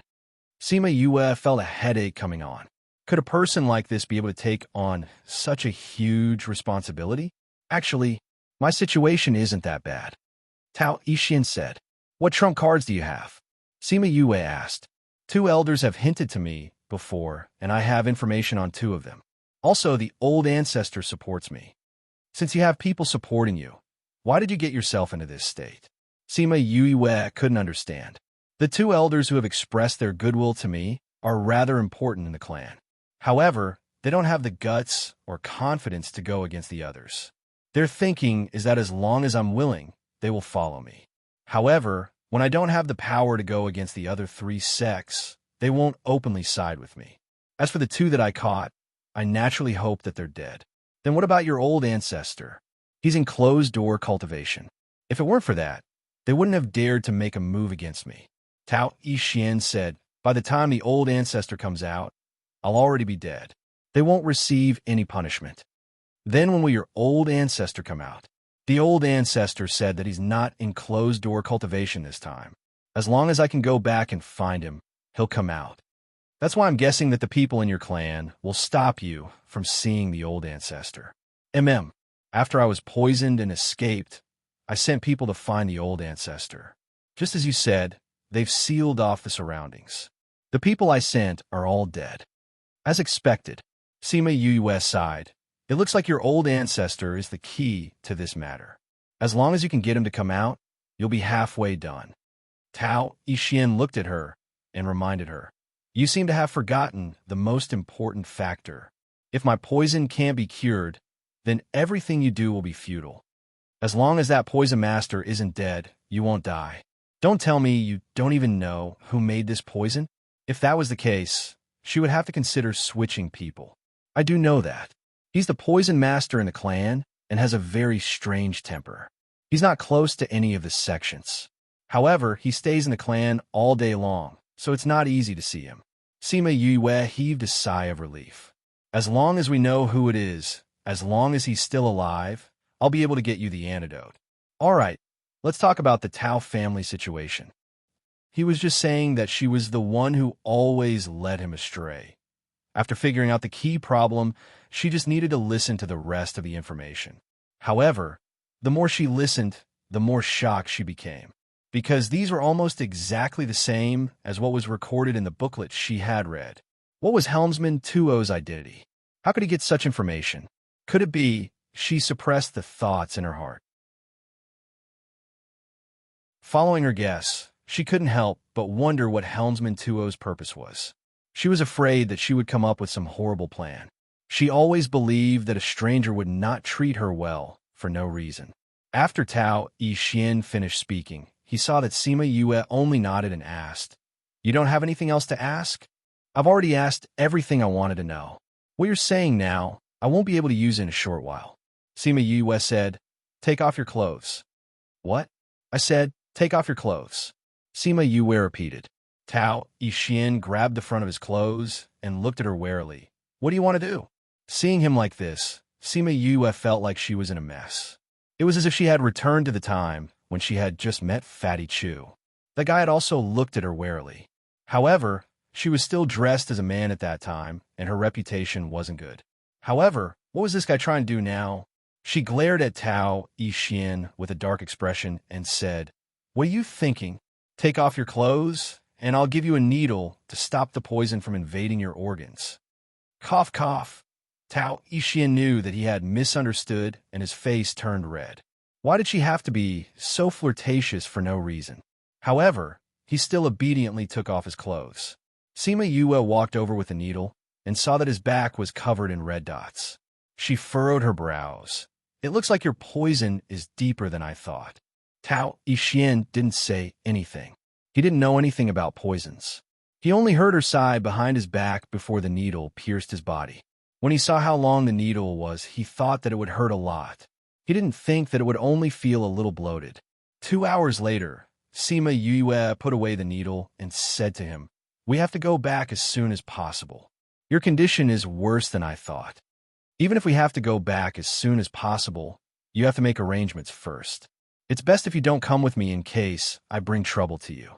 Tao Yixin said, "Let's talk about this later. We still have a few days anyway." Little Lucky hadn't returned yet, so they couldn't leave. Sima Yue's thoughts were actually very simple. Wasn't Tao Yixin unable to appear? Then he would just stay in the little realm. Once he was done with his business, she would let him out. However, she wouldn't say this method now. She still had to observe Tao Yixin for a while longer. "Right, what the hell is this Tang clan?" she asked. "HM?" Tao Yixin raised his head. What the hell did she mean? Ahem, ahem. What I'm saying is, what's going on with the Tang clan? Sima Yue explained. The Tang clan and Gua clan are both small powers that rely on our clan. However, the Tang clan is currently hunting me down while the Gua clan is protecting me. Tao Yixin said. Who controls Tang Jia? Tao Yixin shook his head. He really didn't know. He hadn't interacted much with powers like the Tang clan before and never thought that he would encounter a situation like this. Sima Yue understood with a single glance. Based on his usual situation, the Tao clan wouldn't let him interact too much with the powers below him. Then this Gua clan really isn't bad. She sighed. The Tang clan wasn't familiar with him, and the Gua clan wasn't familiar with him either. However, they had protected him and almost lost their lives in order to protect him. You seem to be quite familiar with them. Did you know each other before? Not really. Sima Yue told him about her encounter with the Gua clan. Then you're not bad either. Tao Yixin smiled. I've always been pretty good. Sima Yue praised herself without blushing at all. Tao Yixin couldn't tell that she was such a narcissistic person. Right? You said you wanted me to help you find someone. Who are you looking for? What are his characteristics? Where was he before he disappeared? It's too early to tell you this now. Wait until you've reclaimed the position of young master. Sima Yue said in a low voice. Why? Do you think that it's pointless to tell me before I have the strength? Tao Yixin asked in return. Sima Yue fell silent. That was indeed what she was thinking. The less people who knew about her master and the others, the less danger they would be in. If Tao Yixin didn't handle this matter well, he might leak the information later on and bring danger to her master and the others.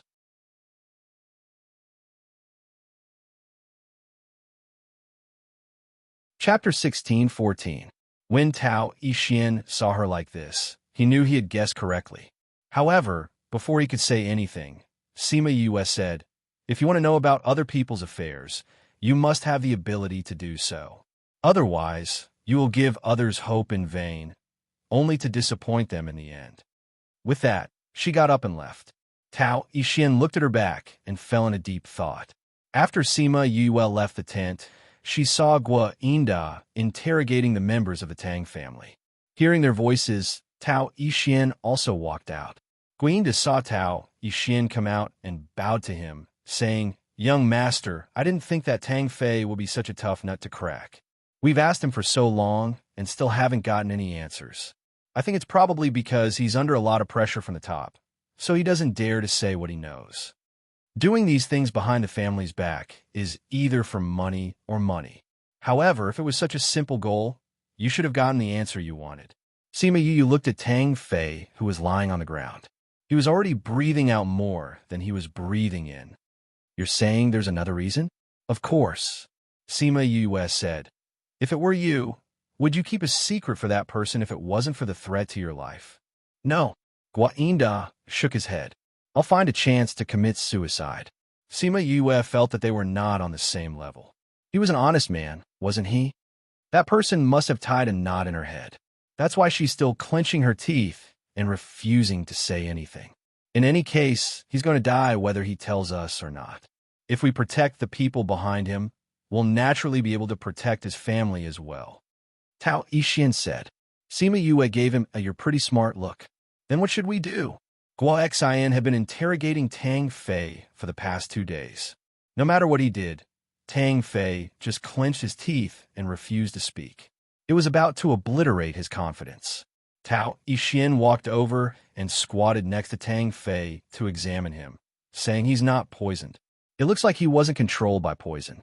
Then the most likely possibility is a seal was placed in his consciousness. If he dares to speak about that person, his body will explode and he will die. Doesn't that mean we won't be able to get any results? Gua Inda said. Tao Yixin was also a little disappointed. If he could ask Tang Fei about the person behind this, he would at least be able to get some clues. But in this way, he had no clues at all. Huh. At this moment, Tang Fei laughed. He laughed very proudly. You're right. The higher-ups did place a seal in my sea of consciousness. As long as I feel even the slightest bit about myself, I won't be able to survive. Don't even think about getting any information. Ha ha ha. You still want to take advantage of me. Gua Xian kicked him twice. Don't you want to die? I'll fulfill your wish. With that, he condensed his spiritual energy and attacked the heavenly gate. Wait. Sima Yue, who had been silent all this time, called out to him. Gua Xian's hand froze in midair in shock. Yue, what's wrong? You wouldn't be pleading for mercy for a dead person, right? Gua Xian looked at her disapprovingly. I don't have any relationship with him. Why would I plead for mercy? Sima Yue shrugged, as she said. Then why are you stopping me? I want to tell you that even if you want to kill him, don't hit his head. Just hit his heart. If you break his head, he'll have nothing left. What was the difference between hitting the head and the heart? However, since she was the one who asked for it, he might as well give her some face. He used his spiritual energy to form a long sword and pierced it towards Tang Fei's heart.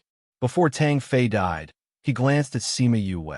He didn't know why, but this woman gave him a very dangerous feeling, especially that slight smile on her lips. Even if he died, he wouldn't be able to die in peace. Yue, what are you keeping his head for? Gua Inda felt that Sima Yue wasn't someone who liked to play around. He definitely had his reasons for saying this. Sima Yue didn't answer him. She walked over and grabbed Tang Fei's body, sending her divine sense into his consciousness. His past flashed before her eyes like a movie. Once she got what she wanted to know, she threw the body to the ground. Then, she conjured a flame and burned her hand for a while. Then, she threw the flame onto the body, burning it to nothing. "What are you doing? Didn't you see?" Sima Yue said. "Although he's been sealed and can't say anything, he still has his memories. Since he's dead, the seal is naturally gone as well. Brain death is slower than physical death. So, I took this opportunity to send my divine sense into his consciousness and find out what happened when he was alive." "Why are you all looking at me like that?" Ahem, ahem. How did you come up with this idea?" Tao Yixin asked the question that was on everyone's mind. Speaking from experience, Sima Yue didn't want to say too much. "Do you know someone called Tao Xianji? Is this person the one who ordered him?" "No. It's someone who went to the Tang clan a while ago. The person who ordered him was completely hidden in a black cloak and even changed his voice. That's why he doesn't know who it is. However, he guesses that it should be Tao Xianji." Sima Yue explained. "Tao Xianji is father's man." Tao Yixin's voice was bitter. He was probably feeling even worse. Sima Yue gave him a "you're so pitiful" look. If this guess was true, then wouldn't it mean that the person who killed him was his father? This is just a guess. Maybe it's not. Maybe it's just a coincidence. Guinda didn't want to see him so disappointed and comforted him. I hope so. Although Tao Yixin said that, he didn't believe it in his heart. How could there be so many coincidences? Guinda turned his pleading gaze to Sima Yue. Sima Yue pursed her lips, but didn't say anything. She only wanted to help him return to the clan.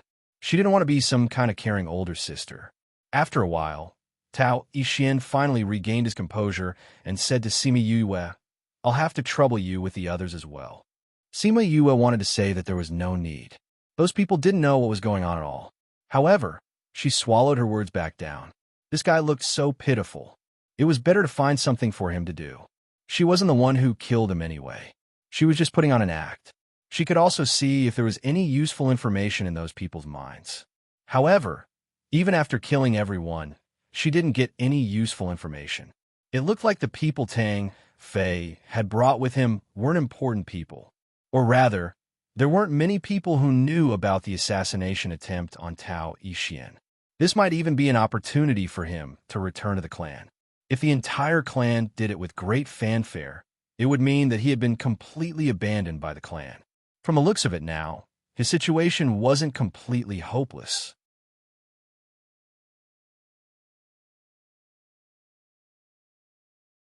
Chapter 16:15. After that, Tao Yixin called Guinda and Guo to his tent and told him about his deal with Sima Yue. "Young master, are you really going to place your hopes in the hands of a little girl you just met?" Guo furrowed his brows, feeling that this method was inappropriate. Sima Yue wasn't even as powerful as him. Could she let young master return to the clan? "Do you have a better idea?" Tao Yixin asked. He really didn't. Don't think that Sima Yue is unreliable just because she's young. The way I see it, she's more reliable than the others. Tao Yixin said. "Young master, you trust her that much?" "Yes, she's not very powerful. There are many people on this island who can crush her. However, when it comes to power, it's not just her cultivation. She has many helpers by her side. She'll definitely be able to surprise us," Tao Yixin said confidently. At the very least, they didn't have enough face to get this old monster of Rabbit Ear Mountain to let them go. They didn't have any ancient spirit beast by their side to protect her either. If my guess isn't wrong, the person who brought them in back then was none other than our island master who's always idling around. Tao Yixin guessed. It was the island master? On this island, was there anyone who could steal the helmsman's boat without anyone noticing? He asked. No. Although the helmsman was fat and had big ears, his power was real. Trying to steal his boat, wasn't that just asking for death? However, he has a good relationship with the island master, and they often drink together. I'm guessing that he must have gotten the helmsman drunk before he seized his boat and went out for a spin. Tao Yixin said, "Furthermore, isn't our island master's name Xiao Gong? Helmsman Tua Xiao Gong. These two names sound similar. However, Isn't the island master called Tuo Hanyu? Guo Xin said. That's the name he often uses. When he used to hide his identity and come out to play, he used the name Xiao Gong. That's why many people know his name. Tao Yixian explained, if it was someone from the island, they would have guessed his identity long ago. However, outsiders don't know that he has the name Xiao Gong. That's true. Guinda said, we all thought that it was a boatman with the surname Yun, but we didn't expect that it was young master who brought them here. This isn't about whether or not they're going to bring her over. It's just that the island master is clearly interested in them. Otherwise, he wouldn't have stepped forward to protect her. This was the real reason why Tao Yixian was willing to cooperate with Sima Yue. Since the island master had taken a fancy to her, he would definitely not let her be in danger and not care about her. This way, even if he didn't survive, the Guo family would have a hard time in the future. Perhaps he really could cure the poison. She was so confident that even he believed her. While they were talking about Sima Yue was also talking about Tao Yixian. Junior sister, are you really willing to make a deal with this little guy? Han Miao Shuang felt that the child looked too young and had no background. It would be easy for the family to kill him.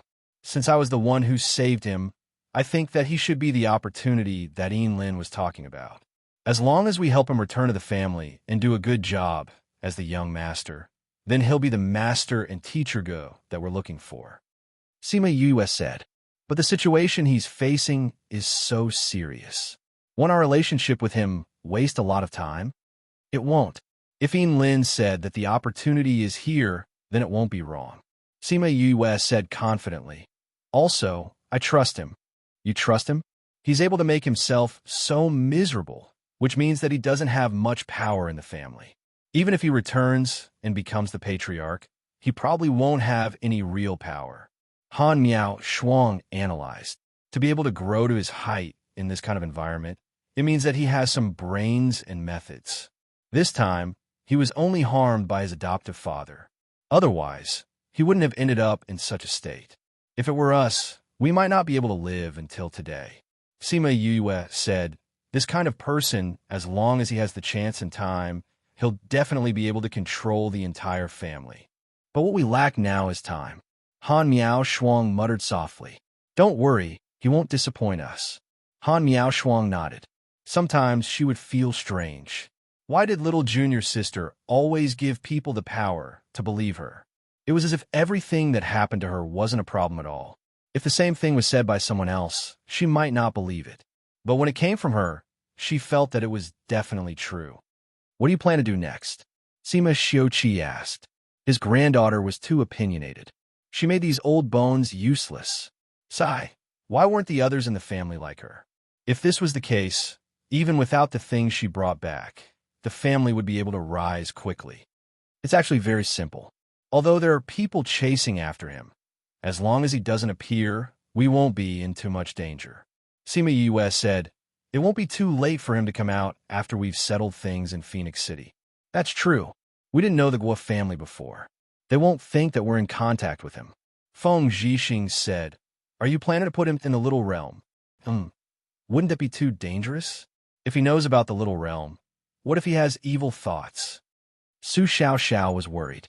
If he sees the people inside, he won't dare to have those thoughts. But Aunt Xiang and the others are enough to kill him.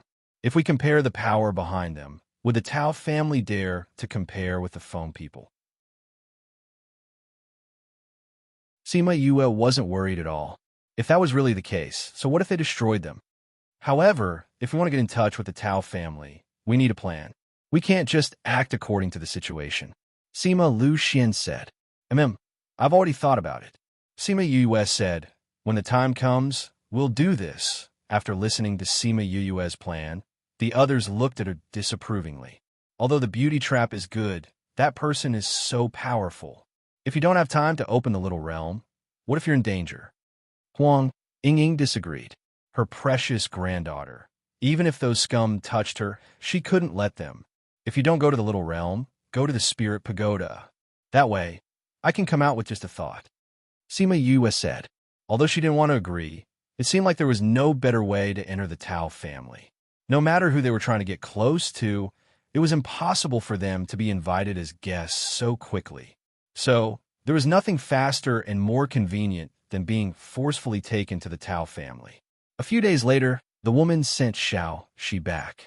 This made Sima Yuyue's heart, which had been hanging in the air for the past few days, finally settle down. What she didn't expect was that Xiao Shi was reluctant to part with the female lead. He told her to come and see him in the future as she left. It seemed like he was doing well these few days. She had been worried for nothing.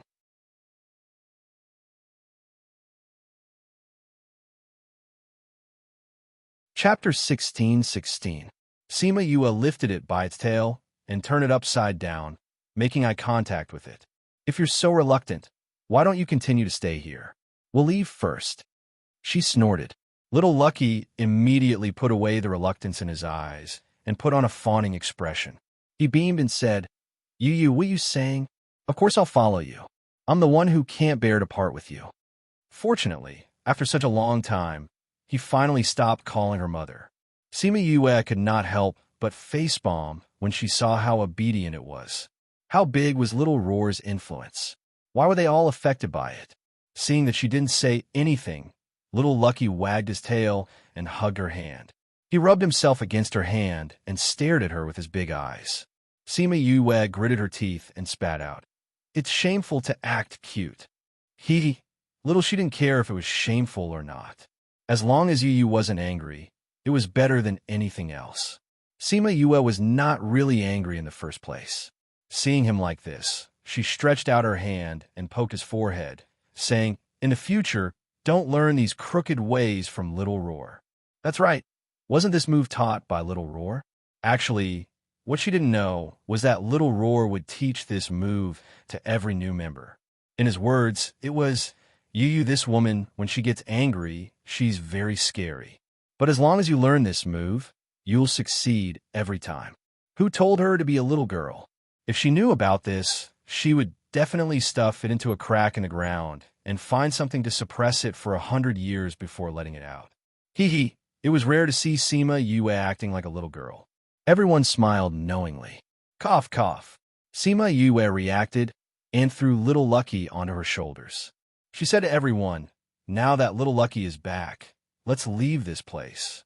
At this time, Guinda walked out and cupped his hands towards them, saying, Miss Yue, we are very grateful that you are willing to help young master. We are also very willing to work hard for you. But we can't go back yet. Look, can you guys leave first? We'll look for you later. Is there anything else? Guinda smiled wryly and said, To tell you the truth, we came here this time to find 2,000-year-old medicinal ingredients. What medicinal herbs are you looking for? He didn't say anything specific.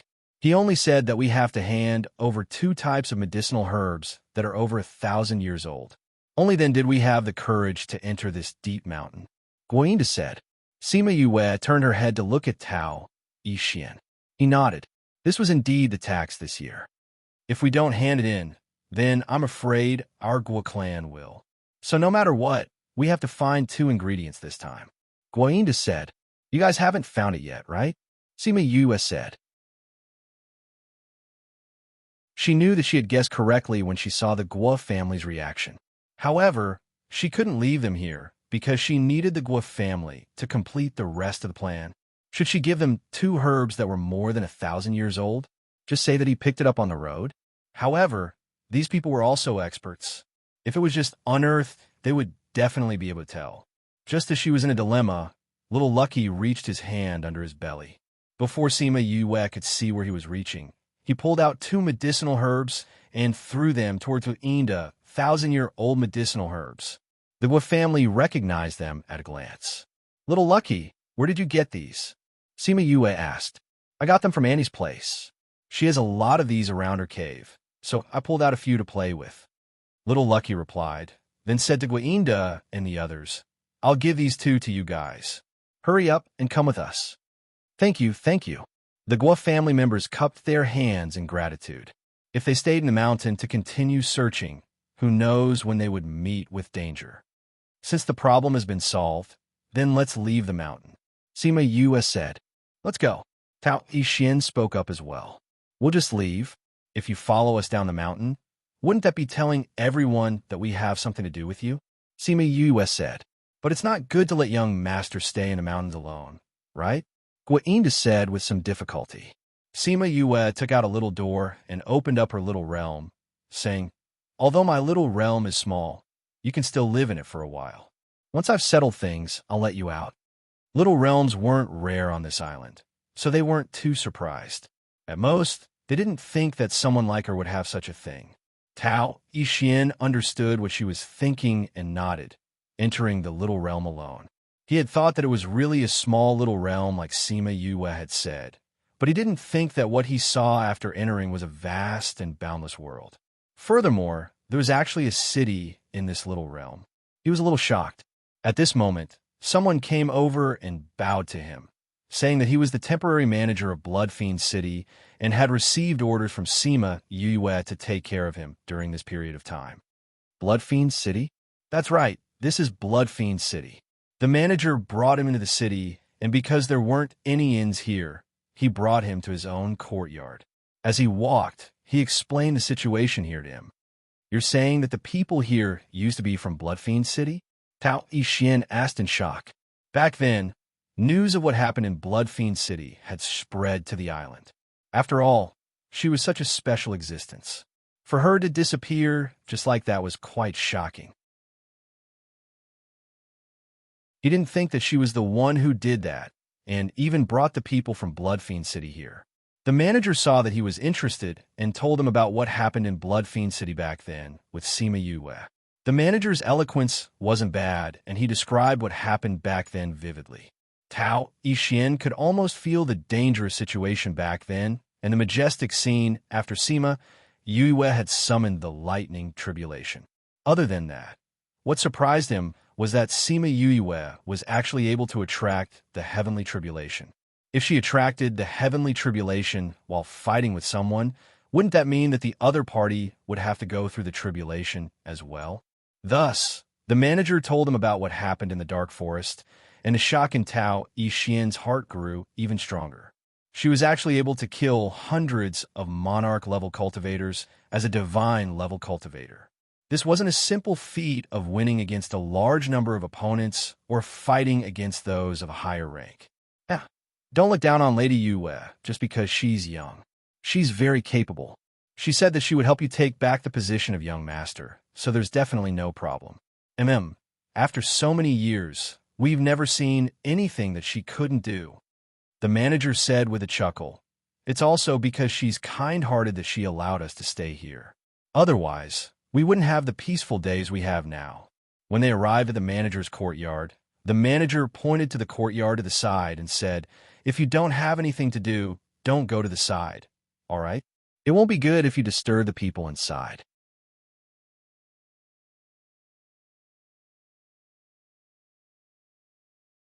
Chapter 16-17. Tao Yixin glanced over. It was a very ordinary courtyard. There was nothing special about it. First message of love. Are the people who live there powerful as well? He asked. They're the Feng people's people, the supervisor replied. Do you know the Feng people? Tao Yixin's surprise had already turned into shock. She was related to the Feng people. Others might not know about the Feng people, but the people from the Lost Lands definitely knew about them. That was the only remaining god race. Although the island master was also a descendant of the god race, there were very few people in the Tuoth family. The others were merely supporters of the god race. Therefore, the only true descendants of the god race were the Feng people. If the Feng people were willing to come here, the Tuoth family wouldn't have the chance to be the island owner. Why are the people of Feng people here? It's like this. Yue has a good relationship with the lord of the Feng people. Yue recognized her as her aunt. What about Feng Ruyan? Let these people protect her. Tao Yixin's mouth twitched. People from the Feng people were going to be her bodyguards? He thought that she was just an ordinary outsider. He didn't expect her to have such a powerful background. The steward rambled on for a long time and only left after settling him down. When he was alone, Tao Yixin laid on the bed and began to think about his relationship with Sima Yue. It seemed that some things needed to be changed. However, he couldn't help but smile. The more powerful she was, the better it would be for him. right? Sima Yue did not pay attention to Tao Yixian's situation in the little world. The group of them left Rabbit Ear Mountain and returned to the Guo family.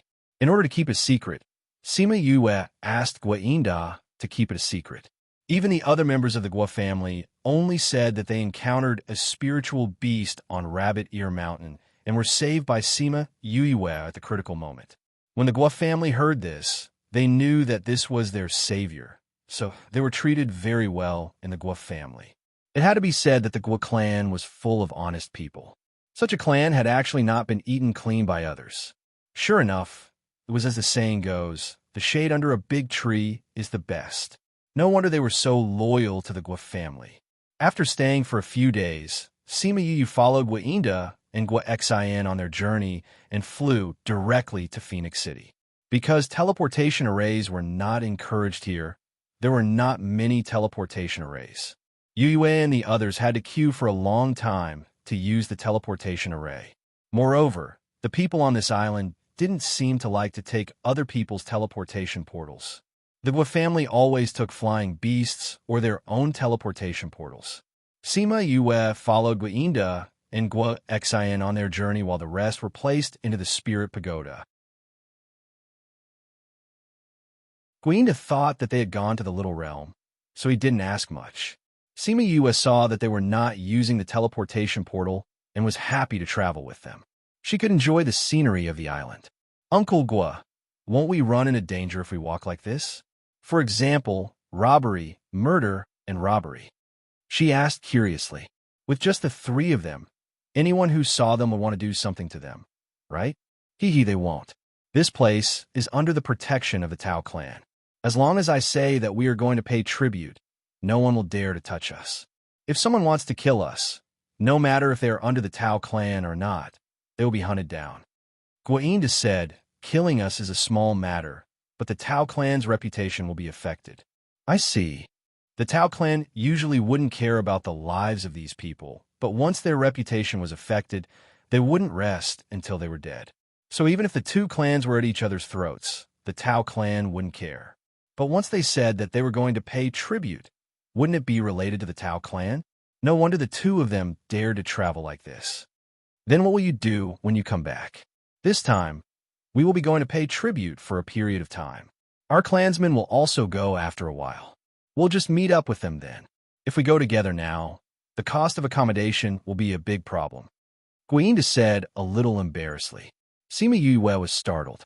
She knew that the Guo clan situation wasn't good, but she didn't think that they would be in such dire straits that even the cost of accommodation would be a problem. However, when Tao Yixian ascended the throne, the Guo clan's days wouldn't be too bad just because they had risked their lives to protect them at Rabbit Ear Mountain. Just as they said, if anyone had any ideas about them, Guinda would say that they were going to pay tribute to the Tao clan. Those people really didn't do anything and let them pass smoothly. Half a month later, they arrived at Phoenix City. Sima Yue didn't think that it would be so close. No wonder they didn't want to use the array. Of course, she wouldn't expose the fact that they didn't use the teleportation array to save money. Although the Lost Lands isn't big, the relationship between the four cities isn't very good. In order to prevent other places from sending people over to cause trouble, they will be strictly checked. But we won't. When the time comes, just follow us. Guinda said to Sima Yue. All right. When they reached the city gates, she followed Guinda closely, but was still stopped. Old Guo, who is this person? The guard had a good relationship with Guinda, but he still stopped them. This is a friend I've met outside. Guinda said with a smile, you know that I've been outside before and got to know her. She's coming this time because she has some business. Someone from the outside? The guard furrowed his brows slightly. Old Guo, you don't know, but the situation has been tense recently. People from the Crimson Pearl Convention are not allowed to enter Phoenix City. Why? Guinda asked curiously. I don't know. It's orders from above. The guard also thought it was strange, but this wasn't something he could investigate. If it's just the Crimson Pearl Convention, don't worry. She's here to find me because she wants to find a medicinal ingredient that only we have here. She's not here to participate in the Crimson Pearl Convention. Guinda explained. Really? The guard didn't believe him. It's true. Big brother, you haven't seen anyone participate in the Crimson Pearl Convention alone, right? Sima Yue laughed. The guard thought about it and agreed. Who didn't come in groups? There really wasn't a single person who came to participate in the Crimson Pearl Convention. He waved his hand at them and said, Old Gua, we can still trust your Gua clan people. Let's go in. All right, thank you for your trust. When we get back, we'll go to the tavern in the east of the city and have a good drink. Guainda said, All right, that's a promise. No problem. Just like that, Guainda easily brought her through the gates of Phoenix City. Only when that big incident happened in the future did the guard realize how big of a mistake he had made back then. Luckily, by then, no one had noticed that he was on duty that day. They entered the city gates and went to the place where they used to live. It was a very small inn, but it looked very clean. The Gua clan was really a bit pitiful. Stop show 7.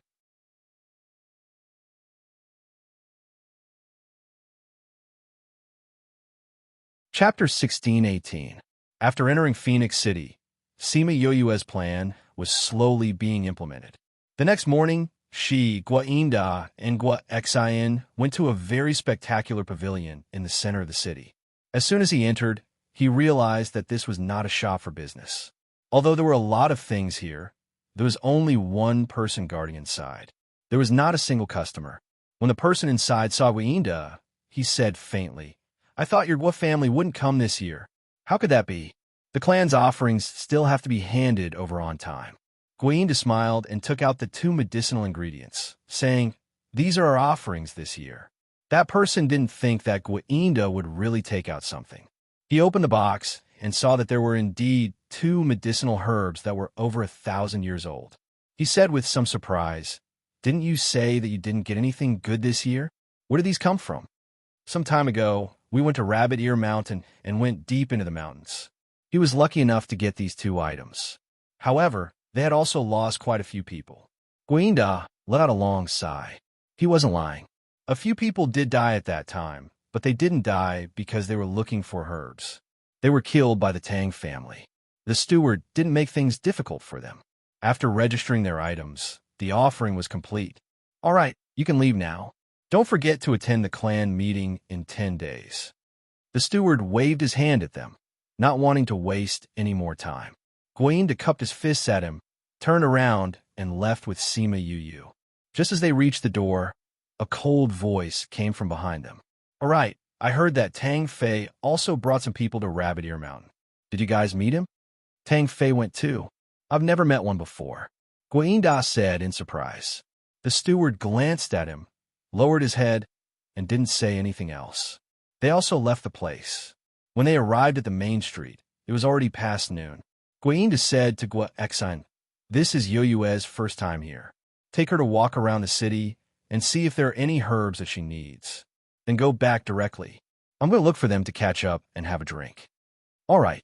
After Guainda left, Sima Yue smiled at Gua Xian and said, Big brother Gua, I'll have to trouble you. What's so troublesome about that? Let's go. I'll take you to the pharmacy to have a look. Gua Xian said. Yes. Sima Yue followed Gua Xian and left. After turning 2 streets, they arrived at a medicine shop. She mentioned a kind of medicinal herb called silver watergrass.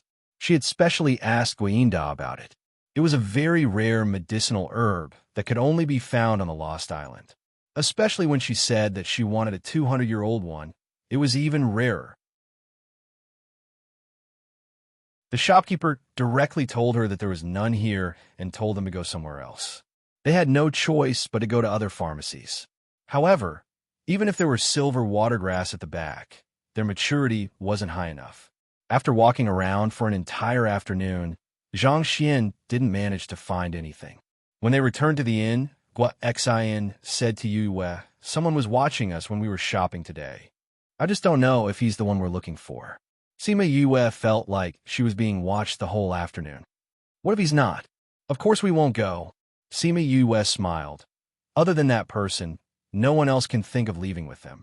All right then, have a good rest. We'll continue shopping tomorrow. There are still many pharmacies in Phoenix City. Gua Xian said. Today we went to random pharmacies. Tomorrow we'll go to the one under the Tao family. Sima Yue said. This was the only way to catch the bait faster. Guinda did not return that night. Gua Xin said that he would do this every time, so he did not bother about him. The next morning, they continued their journey to the pharmacy to ask about the medicinal herbs. They went to the biggest pharmacy. Although it was still early, it was already packed with people. Sima Yue felt that someone was looking at her the moment she entered. However, she did not care.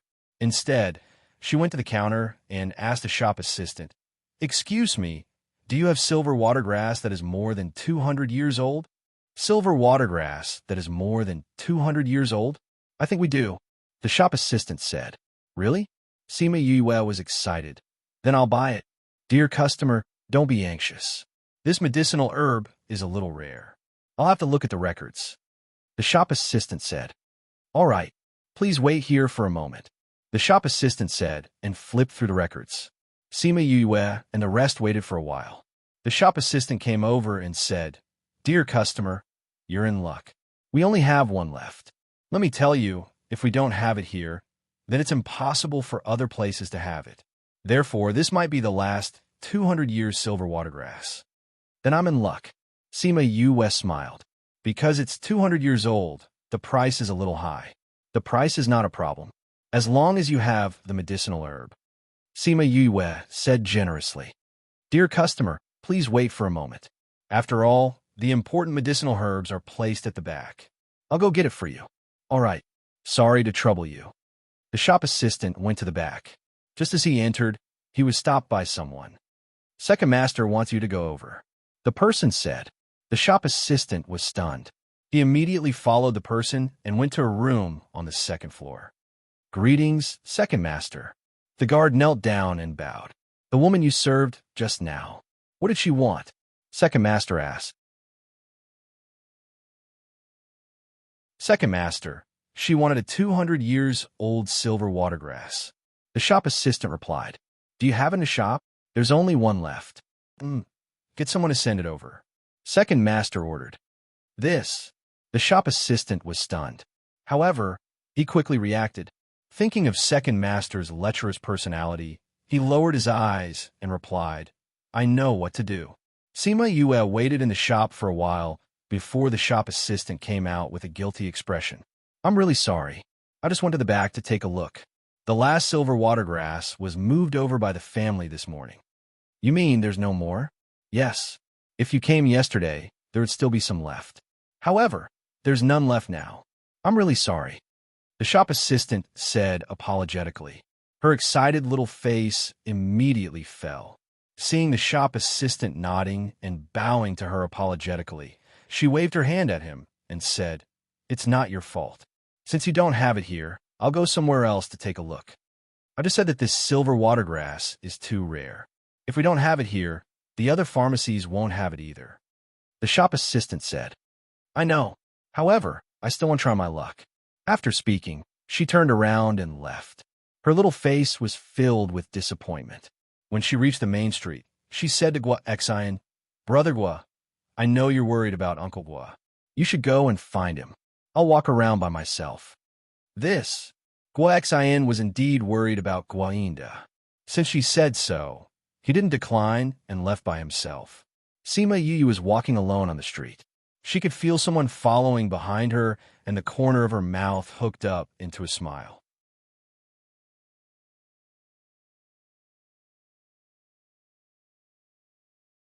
Chapter 1619. Half an hour later, Sima Yue took a step back in fear when she saw the person standing in front of her. Who are you? Miss, my family's second master would like to see you. The man pulled a long face, looking very scary. Who is your second master? I don't know him. I'm not going. Sima Yue said and walked around him, wanting to leave the alley. That man's body swayed and blocked her path again, saying, Miss, my family's second master said that he has silver watergrass in his hands. 10 minutes later, Sima Yue stood in front of second master Tao. This second master Tao looked decent, but his eyes that were sizing her up made her very uncomfortable. Sima Yue was embarrassed by his stare and asked, Do you have a 200-year-old silver water plant? Her slender waist caused his waiter to raise his head. especially that pair of pure eyes. She must have been well protected by her family in the past. From top to bottom, from beginning to end, every part was his cup of tea. "What's your name?" he asked instead of answering. "My name is Sima Yue." Sima Yue replied. "Are you an outsider?" "Okay." Sima Yue nodded. "Why did you come here? Are you participating in the Crimson Pearl Convention?" "No, that's not it." "Then why?" "My father was severely injured by someone. The doctor's prescription contains a very important medicinal ingredient, the silver watergrass that is more than 200 years old. I heard that it can only be found in the lost place, so I secretly came here." Sima Yue answered honestly. "Why do you have to do it secretly?" "Because my mother said that the Lost Lands is very dangerous, and once you come here, you can't go back. He said that he would send someone else. I was worried about my father, so I came here secretly." "So you're saying that your family doesn't know that you're here?" Sima Yue shook her head. Second Master Tao's fingers tapped on the table. Sima Yue felt that his actions were very eye-catching. Ling Yu loved to do this action the most. He looked good when he did it, but this person's hand was really ugly, and the action was also ugly. "You've been looking for medicinal ingredients since you came here?" he continued to ask. "Yes. Then I met Uncle Wa, of me. He heard. And there were some yesterday, but not today." "You have a good relationship with the Wa clan?" Second Master Tao asked slowly. "They, and they, but although I'm grateful to them, I'm not close with them." Sima Yue said, "I've already answered so many of your questions. Do you really have the silver watergrass?" Second Master Tao looked at Sima Yue's innocent eyes, and his lips curled into a smile. She wanted to guard against others, but she told her trump card to a stranger so easily. This person was so innocent in the past. "I do have the silver watergrass that you want." "Really? Then are you willing to give it to me?" "I'm willing to buy it at a high price," Sima Yue said happily. Second Master Tao stared at her and said, "Do you know who I am?" Sima Yue shook her head. Even if she knew, she wouldn't say it. "I'm the second master of the Tao family." Sima Yue blinked. Her eyes were clearly saying, "Is this identity very powerful?" "The head of the Tao family is my second brother." Second Master Tao said. "Wah, then aren't you very powerful?" Sima Yue finally reacted. "Second Master Tao, since you have such a high status, then you definitely don't care about this little bit of medicinal herbs, right? I'm really willing to buy it at a high price. I have a lot of spirit stones." Seeing her careful appearance, Second Master Tao was very pleased. He smiled and said, "Do you think I lack spirit stones?" Sima Yue was troubled. "You really shouldn't lack spirit stones. Why don't you give me that medicinal herb? I'll definitely remember your great kindness." "Give? No, I never give things away. At most, I'll exchange." "Exchange?" Sima Yue was stunned. "Second Master Tao, you have a high status. I'm afraid that the things I have here won't catch your eye." As she spoke, she took out some medicinal herbs and rare ores and looked at him eagerly. "These are my most precious things. Take a look. Which one can exchange with you?" Second Master Tao casually glanced at the things she took out and frowned slightly. "These things really don't have much value." Sima Yue's face was instantly filled with disappointment. "As expected, but it's not like you don't have anything to exchange," Second Master Tao said. "Really? I wonder what Second Master Tao likes." Her little face immediately brightened up as she looked at him with a smile. Second Master Tao didn't say anything and only looked straight at her. Sima Yue's smile slowly froze. She took a step back and said, Yu, why are you looking at me like that? Little girl, you should be a smart person." Second Master Tao had already asked about her family background. She was just a little girl that no one knew. Wouldn't he be able to do whatever he wanted to her? "You want what?" Sima Yue was shocked. She took a few steps back and arrived at the door. "What do you think of this exchange? If you follow me, I'll give you the silver watergrass and a lifetime of wealth. How about it?" As he spoke, he took out a box and placed it in front of her. He opened it and let the box face her. Sima Yue saw the medicine lying inside, and a look of struggle flashed across her eyes. "As long as you agree, this silver watergrass is yours.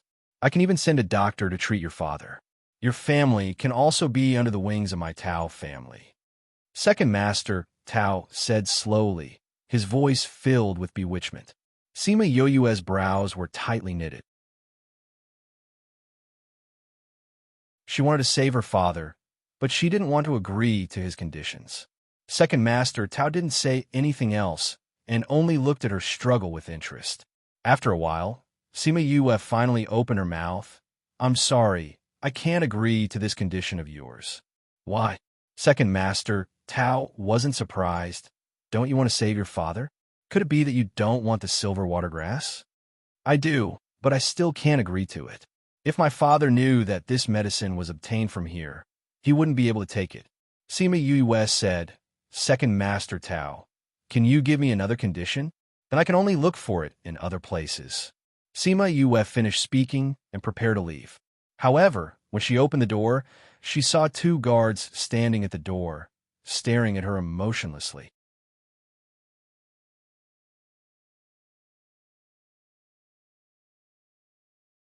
Chapter 16:20. Sima Yue tried to push them, but she couldn't. Out of the way, she said, glaring at them. Hee. Without my orders, they won't move. Second Master Tao's laughter came from behind.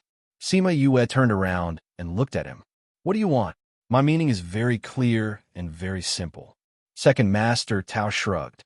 I don't want this silver water grass anymore. Let me go. Sima Yue panicked. Do you think you can still leave now that you're here? This is a tea house. As long as I shout, it will attract the attention of others, and your reputation will be ruined. After all, the Tao family is not the only family in Phoenix City.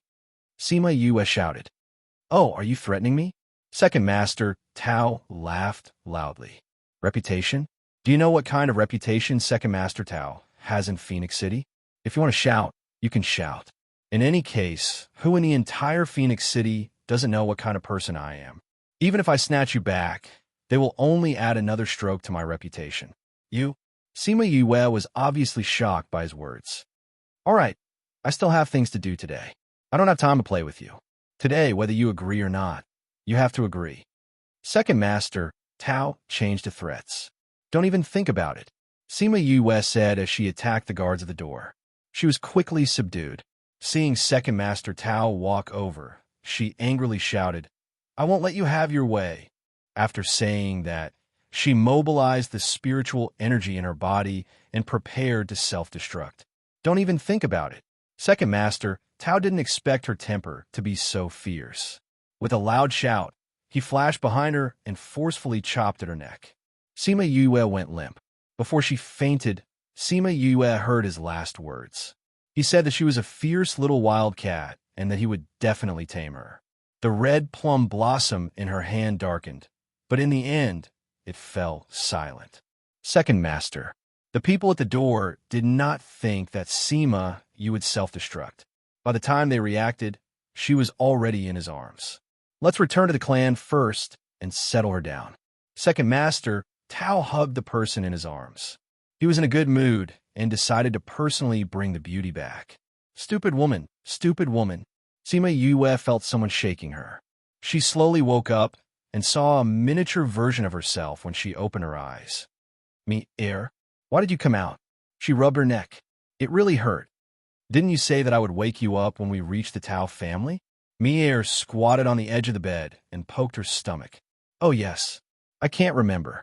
Sima Yue recalled that she was the one who gave the order. Stupid woman, you've gone too far. Why did you stop me? Mi said angrily. Do you know that if something really happens, I'll die with you? I'm here on official business. If you do something, how am I supposed to do it? Sima Yue sat up and looked at the face that was similar to hers. She stretched out a hand and rubbed his hair.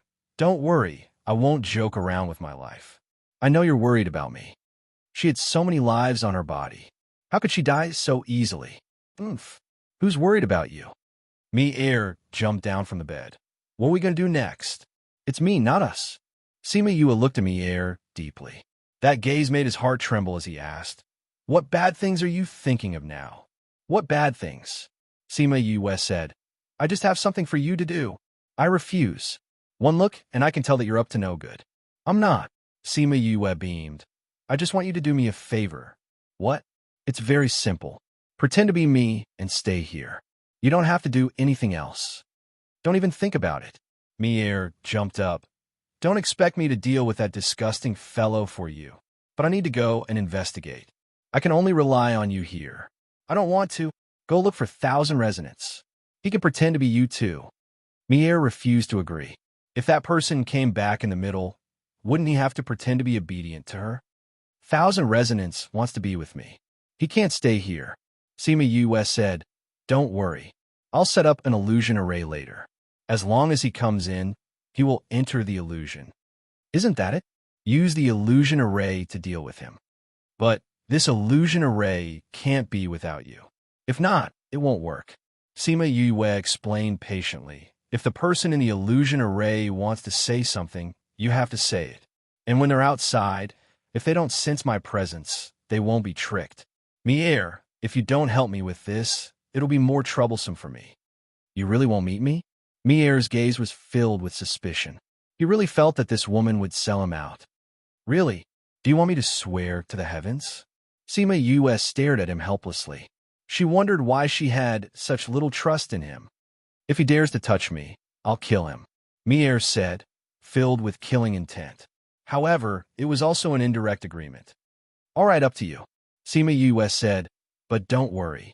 According to what Tao Yixin said, Second Master Tao doesn't like to force himself on you. So as long as you don't agree, he won't do anything to you. That better be the case. Mier harumphed. If I stay here, what are you going to do? I'm going to find the poison master that Tao Yixin mentioned and find the antidote. Sima US said, however, I need to find someone to scout ahead first. Come back soon. I'll only help you for 2 days. If you can't handle it, I won't care. 2 days is too short. Then 1 day it is. Mier, you can't do this. You better hurry. Sima US sighed. She set up an illusion array in the house and watched as Mier transformed into her. She called out for 1,000 resonance to fuse with him. She then opened the door and swaggered out. Once she disappeared from the courtyard, the guard guarding the door then muttered, why did I feel like I was a little distracted just now? What about you? How could that be? Haven't we always been like this? The others said, the girl that Second Master brought back this time is very decent. It's a pity that she won't live for long. Shut up. Is Second Master someone that we dare talk about? Be careful that Second Master doesn't feed you to the wolves. That person was clearly frightened as he nodded without saying a word. They glanced into the house and sensed that Sima Yue was still inside. They all sighed in their hearts. It was a pity that Second Master Tao had seen her. They were afraid that her future days would be difficult. However, Second Master wasn't someone that they could go against. They could only say that she was another pitiful woman.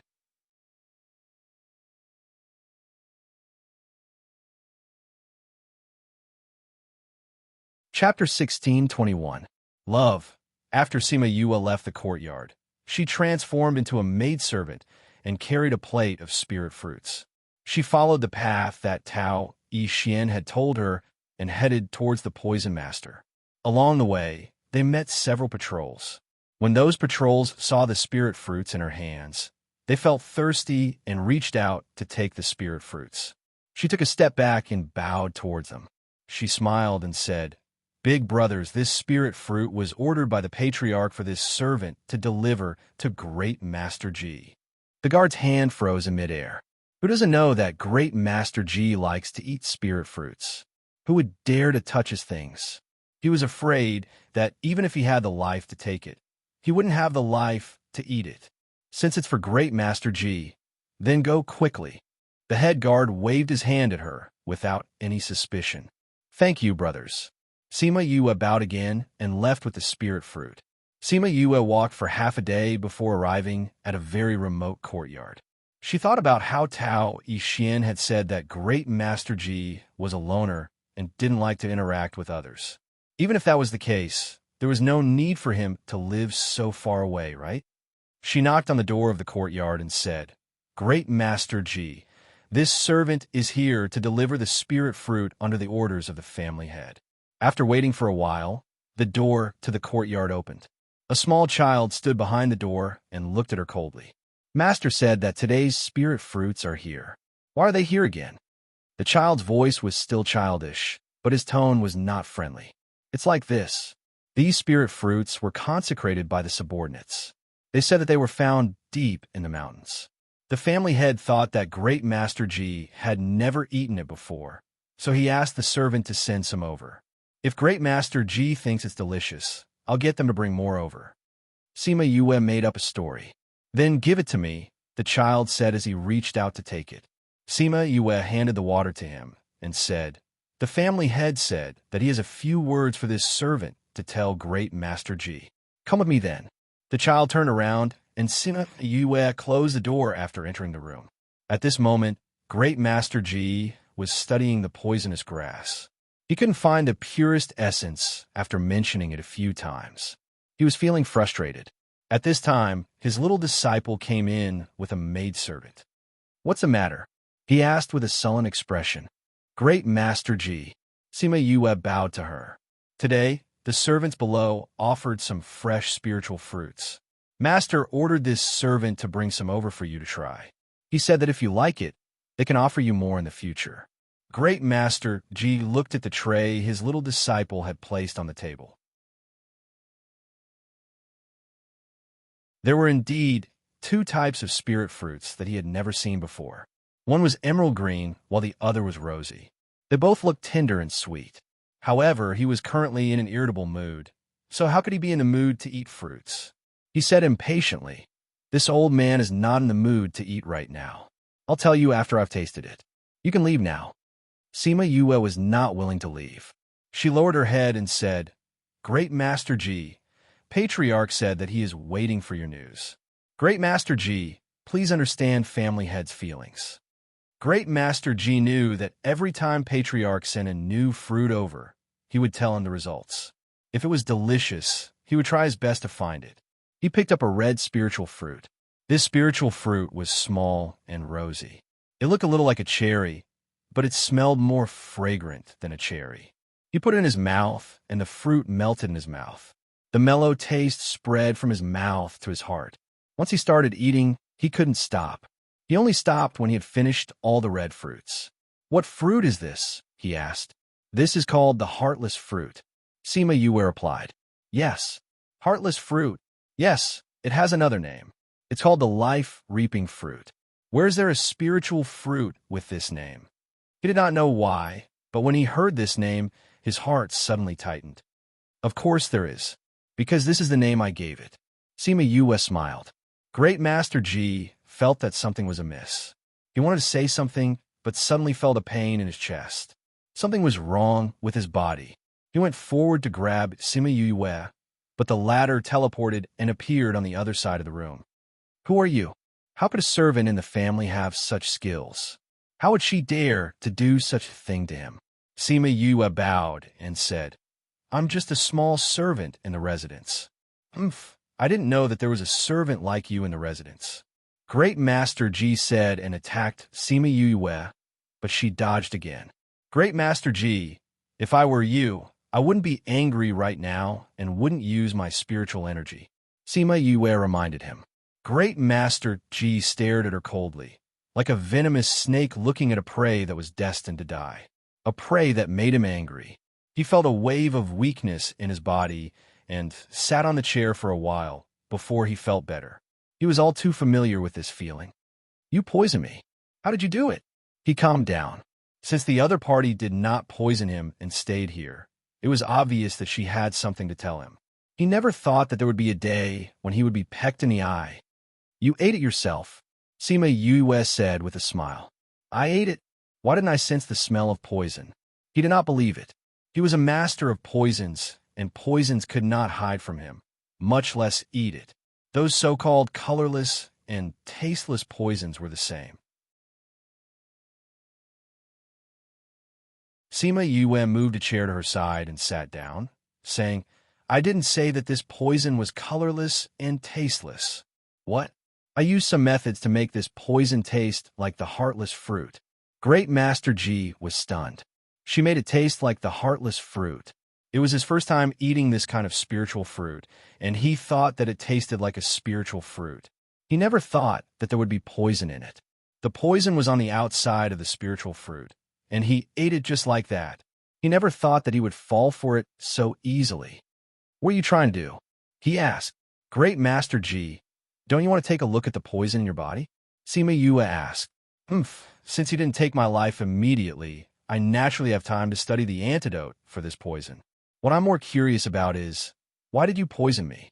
Great Master Ji said confidently. There were only a few poisons that could make his body weak and block his spiritual power. These were all things that he could not play with. Everyone says that Great Master Ji's poison skills are high, so it's normal for you to think that way. Sima Yue leaned on the chair. "However, I think that it's better for you to take a look at the poison in your body." Great Master Ji saw that she was so confident and felt that she was still too young and did not understand him well enough to think that she could control him. However, since she said so, there was no harm in him checking himself first. Unexpectedly, after this check, his face instantly became very ugly, and a wave of hostility burst forth.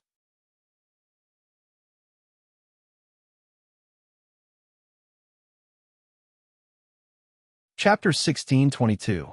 Love. Great Master Ji finally stopped looking down on Sima Yue. The way he stared at her changed again and again. Finally, he suppressed his anger. "Who are you? How could he concoct such a poison?"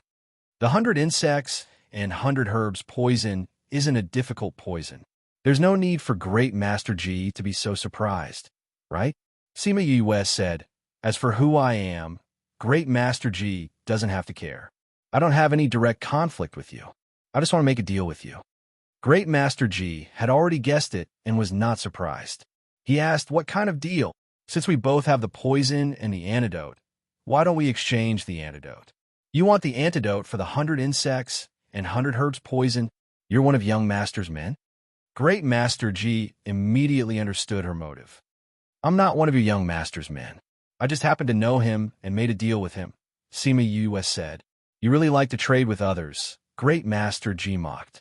"Thank you for the compliment." Great Master Ji wanted to shout, "I'm not praising you. I don't have the antidote. The antidote was taken away by the Patriarch." He said, "Patriarch?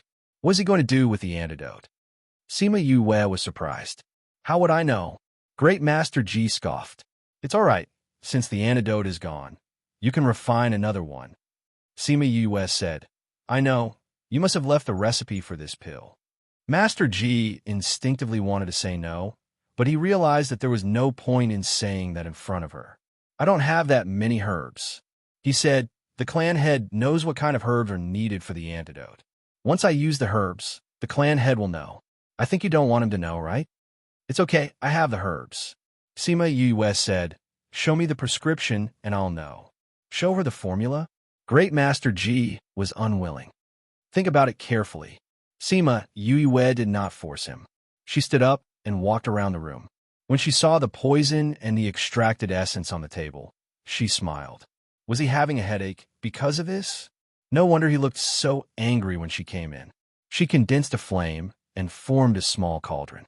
Then, she picked up the medicinal herb on the table and threw it in. "What are you doing?" Great Master Ji roared. Did she know how precious and difficult it was to extract this medicinal herb? So, casually, his anger was quickly replaced by surprise. He didn't expect that not only did she not burn the herbs, she even started to condense liquid at the roots of the herbs. Was she refining? Thinking of this, he calmed down and watched her extract. Sima Yue ignored him and focused all her attention on refining. Very quickly, that stock of medicine turned into a ball of emerald green liquid and a ball of residue. She picked up the jade bowl on the table and put the extracted essence into it. Then, with a wave of her hand, the flames and residue disappeared. "Let me see." Great Master Ji ran over and snatched the jade bowl away. Seeing the emerald green essence inside, which was many times purer than what he had extracted, he looked at her in agitation. "How did you do it?" "That's how I did it. It's just a small matter," Sima Yue said confidently. Great Master G wanted to say, how was it a small matter? But then he remembered that she really did it casually. To her, it was indeed a small matter. He didn't expect this young lady to be such an expert. Previously, he guessed that the 100 worms and 100 herbs were not refined by her. But after this incident, he realized that she was really a poison expert.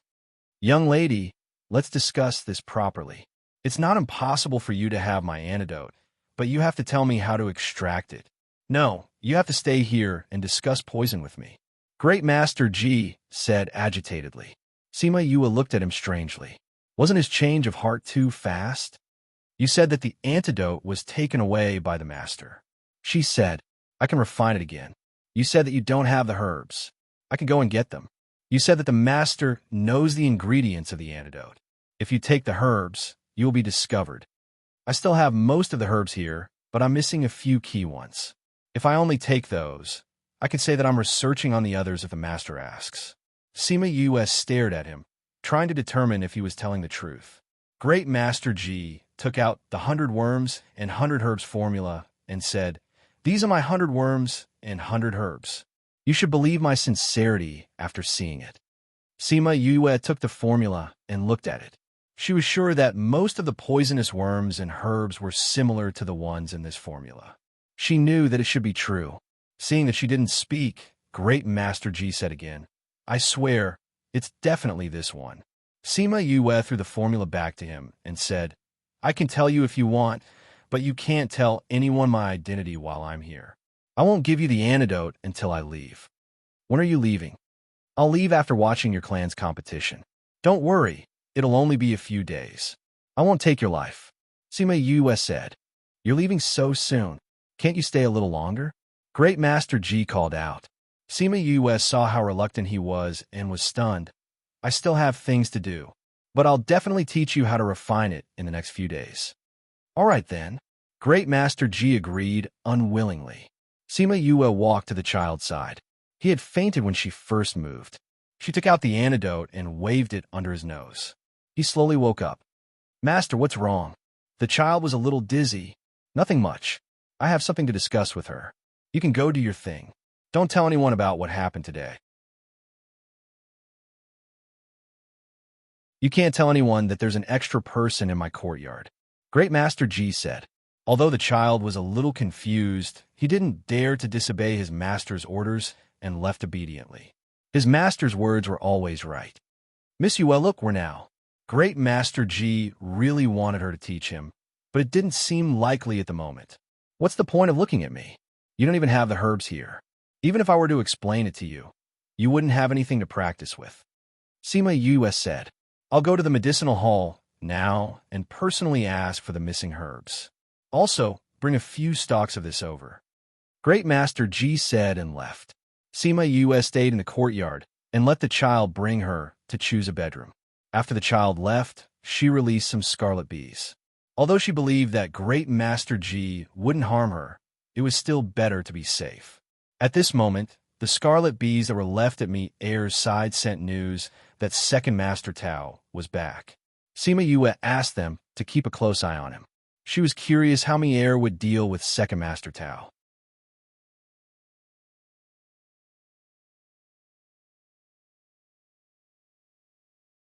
Chapter 1623. Love. In fact, other than being curious, she was also a little worried. What if Mi-Er killed him? Now that Second Master Tao had died, it would definitely cause chaos in the family. It wouldn't be good for them. Fortunately, although Mi-Er was arrogant, he knew that this matter was very important to her. He didn't act according to his character and didn't kick him out or kill him directly. When Sima Yue heard this, she was slightly relieved. She thought to herself that Mi-Er still knew what was important. On the other hand, Mi-Er resisted the impulse in his heart and desperately wanted to throw the people in the house out. I say, little girl, have you made up your mind? If you miss this village, you won't have this shop anymore. After 2 days, I will use this silver watergrass. At that time, even if you want it, you won't have it anymore, Second Master Tao said energetically to the empty bed. Mi-Er sat on the soft couch at the side and snorted, I won't agree to it. You better let me go. My Sima family is not to be trifled with. Are you threatening me? Second Master Tao was amused. Oomph. Don't think that I don't know that you never intended to give me the silver water plant from the start. Even if I agreed, I would still be imprisoned here forever. I'd rather die than be with an old pervert like you. Mier shouted. Second Master Tao entered an illusion the moment he entered the room. So what appeared in front of him was a furious person sitting on the bed. Seeing her, pursing her lips and frowning, his anger was ignited again. He walked to the side of the bed, and the person on the bed fell backwards. She was trapped in a small space by him. What do you want to do? You might not know this, but I've never forced anyone to do anything. Although I admit that the way you resisted was very tempting, and it also aroused my interest. But I prefer obedient kittens. Second Master Tao said. I won't agree to it. Give it up, said Mill. Really? Could it be that the two people guarding the door didn't tell you that if you don't agree, your end will be even worse? Second Master Tao kissed her face. Oh, the texture is really good. Sima Yuyue's face turned pale from fright. Ha ha. Think about it carefully. I don't have much patience. Second Master Tao laughed loudly and left. Mier heaved a sigh of relief. Fortunately, this Tao fellow didn't really do anything disgusting. Otherwise, even if he was defiling someone who didn't exist in the illusion, he was afraid that he wouldn't be able to control himself. Even if it was fake, he couldn't allow himself to have any dirty thoughts about Yue. Sima Yue sensed Mier's thoughts and smiled. This fellow, looks like I have to find something for Second Master Tao to do, so that he doesn't have to look for Mier all the time. However, she had just arrived at this place and didn't have any connections or understand the situation. She only knew that Second Master Tao liked beauties. Beauty! She suddenly thought of something and smiled unscrupulously. She sent a message to Mier saying that she would find something for Second Master Tao to do. That night, a portrait passed through the hands of several people and arrived in front of Second Master Tao. Looking at the portrait that looked like a real person, Second Master Tao felt like he couldn't breathe. Is there really such a beautiful person in this world? He asked the guard beside him. Second Master, we've already investigated thoroughly. This person really does exist. But what? But this isn't a human. It's just a spirit beast transformation. That guard replied. Spirit beast transformation? Second Master Tao's voice was obviously more interested than angry. Yes. The guard knelt on the ground and wondered if Second Master's taste was so weird. Spirit beast, I really haven't tasted one. Second Master Tao chuckled. Do you know who this person is? Where is she? She's at Rabbit Ear Mountain. The guard replied. Rabbit Ear Mountain? Then let's go to Rabbit Ear Mountain and take a look. Second Master, the clan's assessment will be held in a few days. If something happens before the assessment, why don't we go after the assessment? The guard tried to persuade him. Am I the master, or are you the master? Second Master Tao kicked him. Hurry up and prepare the transportation array for me. It wouldn't take long. They could only rush back by using the transportation array. The guard groaned in his heart and got up to leave. Sima Yue received news from Chi Feng that Second Master Tao went to Rabbit Ear Mountain that night. She didn't know if he could come back alive. Since he wasn't around, Mier wanted to come back. Sima Yue thought that other than the two guards, there was no one else who knew about what happened to her. Hence, she asked him to clean up the two guards and come back secretly. Mier was elated when he heard that. After destroying the corpses, he went to Sima Yue's place under the cover of the night. Just as Mier returned to Yue's hand, she heard a knock on the door. Yue, I've refined the antidote. Great Master Ji was waiting outside the door. Sima Yue opened the door to let him in. He immediately handed over the antidote and said, This is the antidote for young master's 100 worms and 100 herbs. Is this for real? Of course it's for real. Great Master Ji blew his beard and glared. He wanted to get angry, but he didn't dare to in front of her. He chuckled and said, Don't worry, my little life is still in your hands. I also want to ask you to teach me something. I'll believe you this once. Sima Yue opened her little realm and let Tao Yixin out. When he saw Tao Yixin, Great Master Ji's expression changed a few times. In the end, he didn't say anything and didn't do anything. Sima Yue handed the antidote to Tao Yixin and said, "This is the antidote that Great Master Ji personally refined. If you believe him, then eat him." Tao Yixin took the antidote and glanced at Great Master Ji. The latter proudly turned his head to the side. He didn't refine this thing for the sake of the young lord. Tao Yixin glanced at Sima Yue again. She didn't have any expression on her face, as if it didn't matter to her whether he ate the antidote or not. If it was before, he might have been suspicious. However, after walking around the little realm, he understood her quite a bit. Since she didn't say that there was anything wrong with the antidote, then there shouldn't be any problems. Thus, he ate the antidote without any hesitation.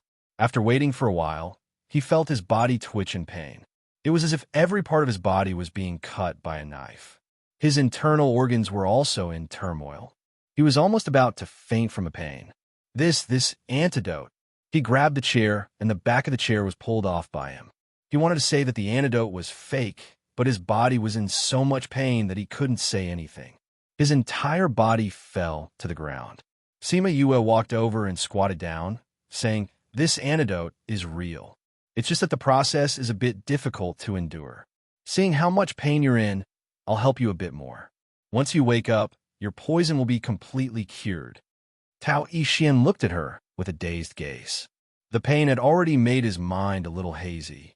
He didn't know what Sima Yue had given him because he fainted immediately after.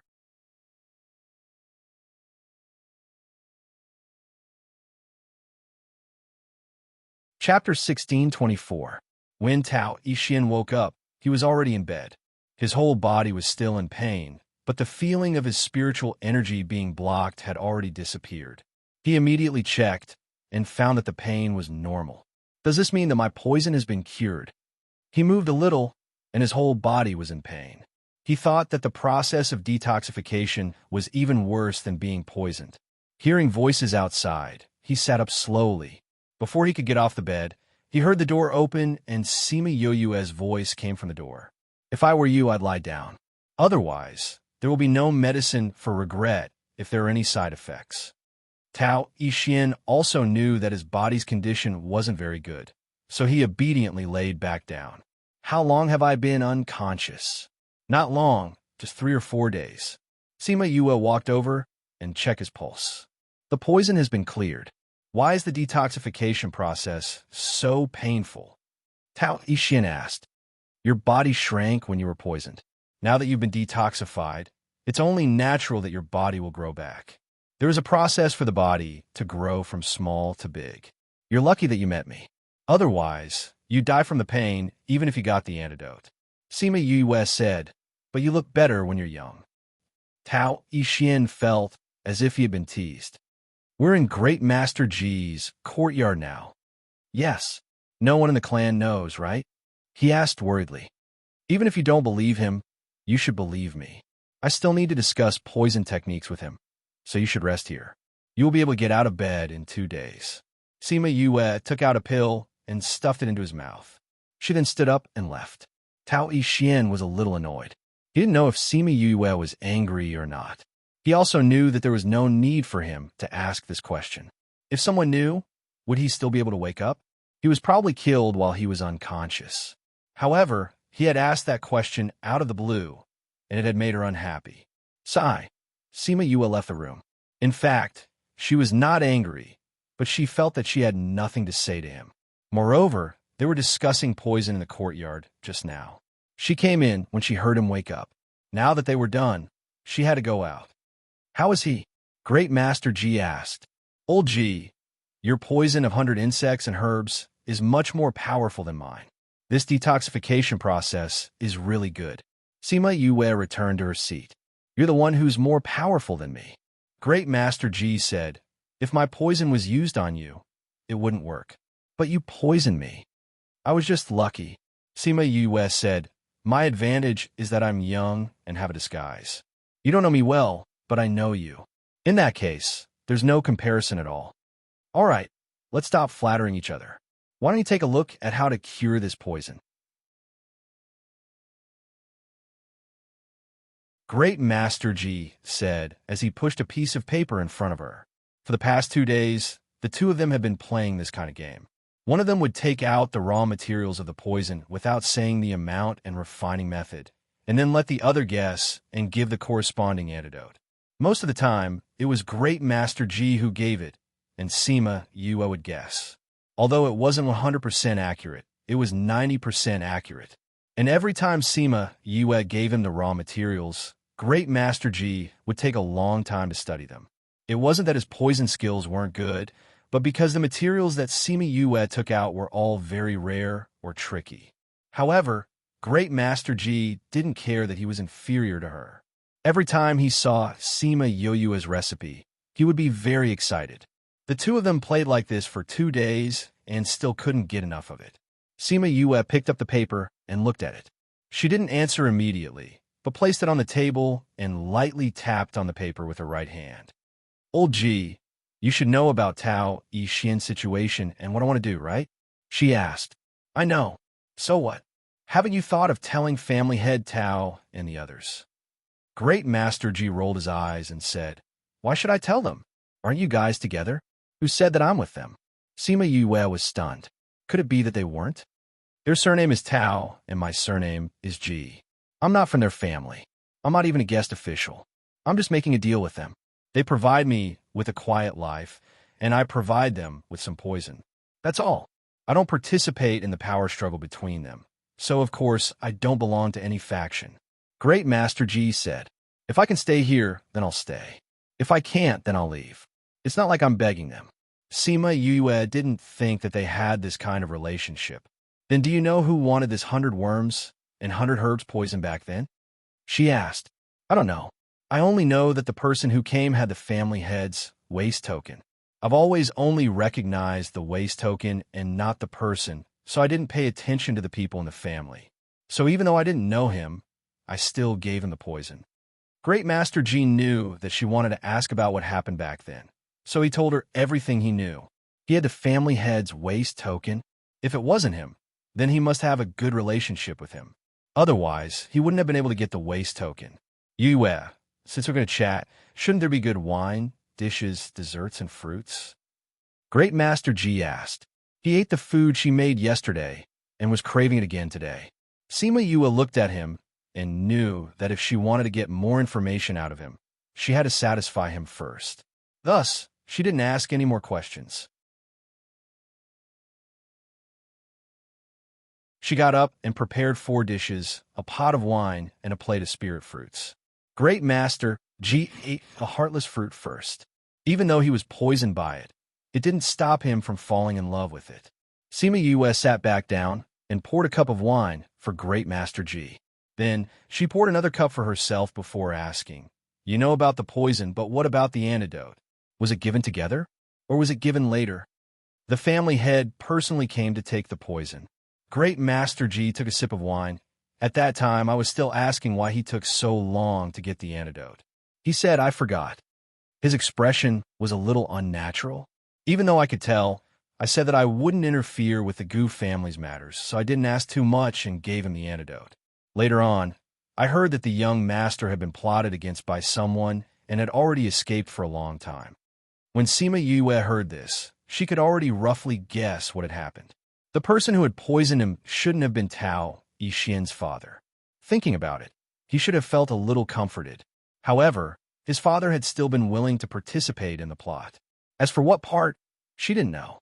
As for the mastermind behind it, it should have been someone family head Tao wanted to protect. Otherwise, he wouldn't have taken the blame. There were only a few people who hated Tao Yixian to the bone and wanted to get rid of him. However, there weren't many people who could make family head Tao protect him like this.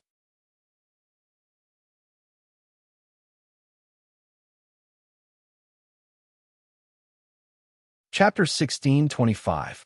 Love, no matter what, between Tao Yixian and the person behind him. Family head Tao had chosen the latter. Although he hadn't done it himself, the damage done to Tao Yixian wasn't small. Sima Yue turned around to look at his room. He must have heard their conversation. She wondered what he would think.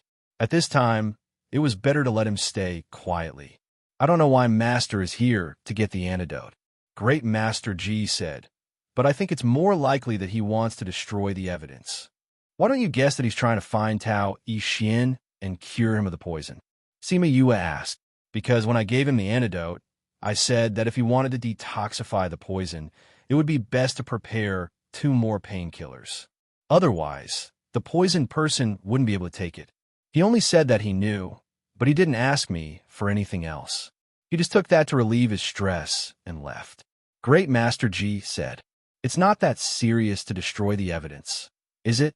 Don't we still have you?" Sima Yue stared at him. "As long as you're alive, there's still hope." However, Great Master Ji smiled and shook his head. "You don't know my habits. Under normal circumstances, I won't casually refine an antidote for others." After saying that, he raised his head and glanced at her. If she hadn't threatened and tempted him, he wouldn't have refined it for her. Sima Yue understood the look in his eyes. She rubbed her nose and chuckled. "I'm in a different situation. Junior has indeed offended you before.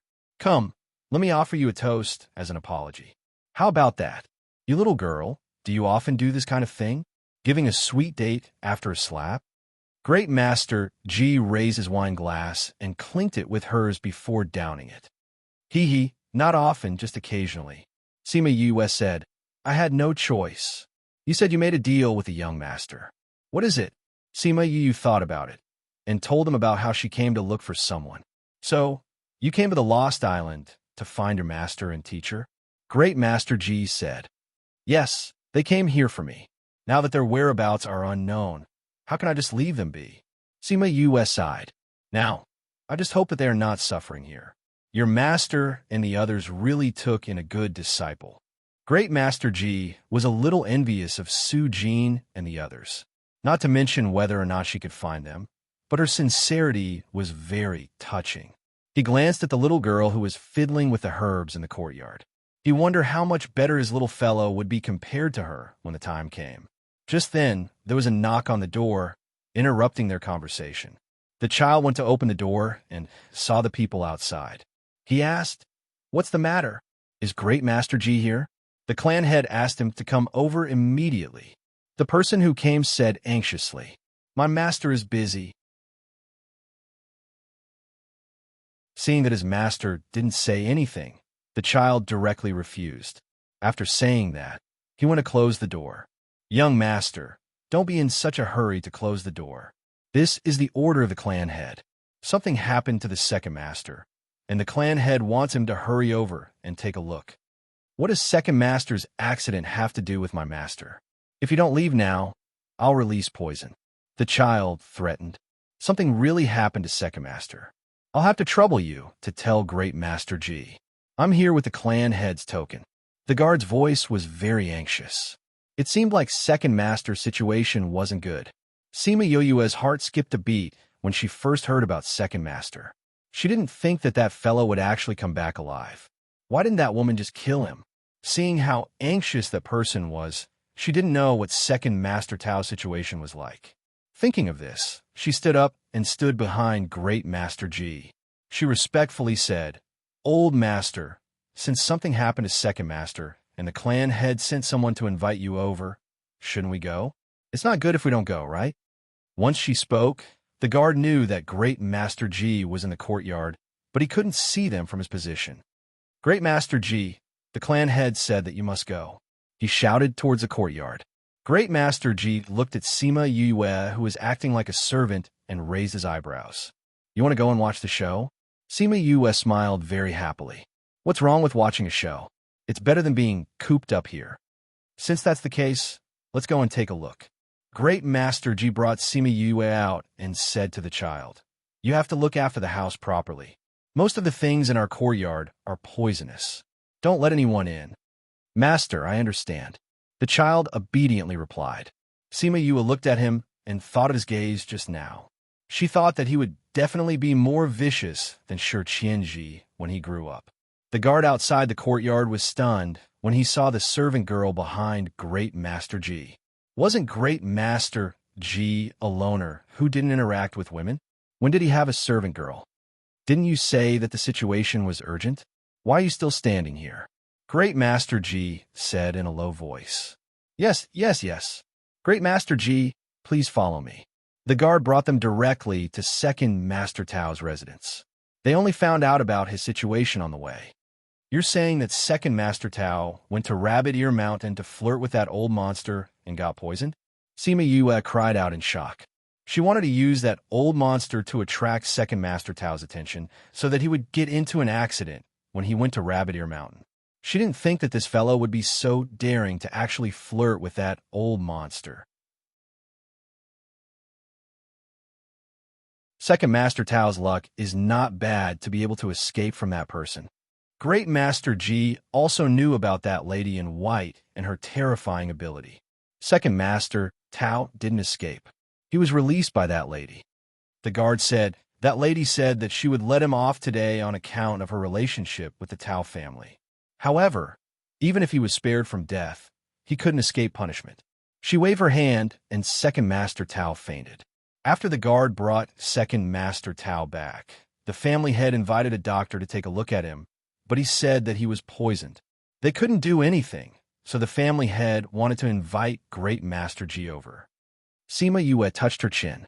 She didn't expect that lady to be related to the Tao family.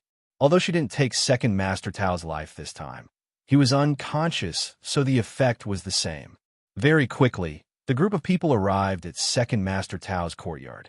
The guard brought them to Second Master Tao's house. At this moment, a person just happened to walk out of the house. The guard in front quickly bowed. Family head Great Master Ji is here. Sima Yue raised her head and saw a man with a dignified appearance. His facial features didn't look like Tao Yixian. She guessed that he looked more like his mother. Family head Tao saw Great Master Ji and quickly bowed. Great Master Ji, quickly take a look at my second brother. What kind of poison did he get? Why is he still unconscious? Family head, don't be anxious. Since I'm here, I will naturally examine Second Master Tao properly. Great Master Ji said as he was about to enter the house. Sima Yue followed behind him, but was stopped by family head Tao. Who are you?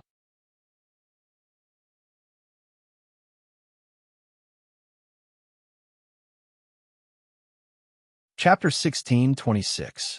Love. Patriarch Tao placed a hand in front of Sima Yue, blocking her from behind Great Master Ji. Just like that, Great Master Ji entered the room while she remained outside. Master, this servant is... I brought her back the last time I went out. I saw that she was quite talented in the art of poison, so I brought her back to do odd jobs. Great Master Ji said. So it's the disciple that Great Master Ji has his eyes on. Please. Patriarch Tao stepped aside to let Sima Yue in. Sima Yue bowed and followed Great Master Ji in. Close the door. Master Ji's voice rang out as she stepped past the door. Sima Yue turned around and looked at the people outside.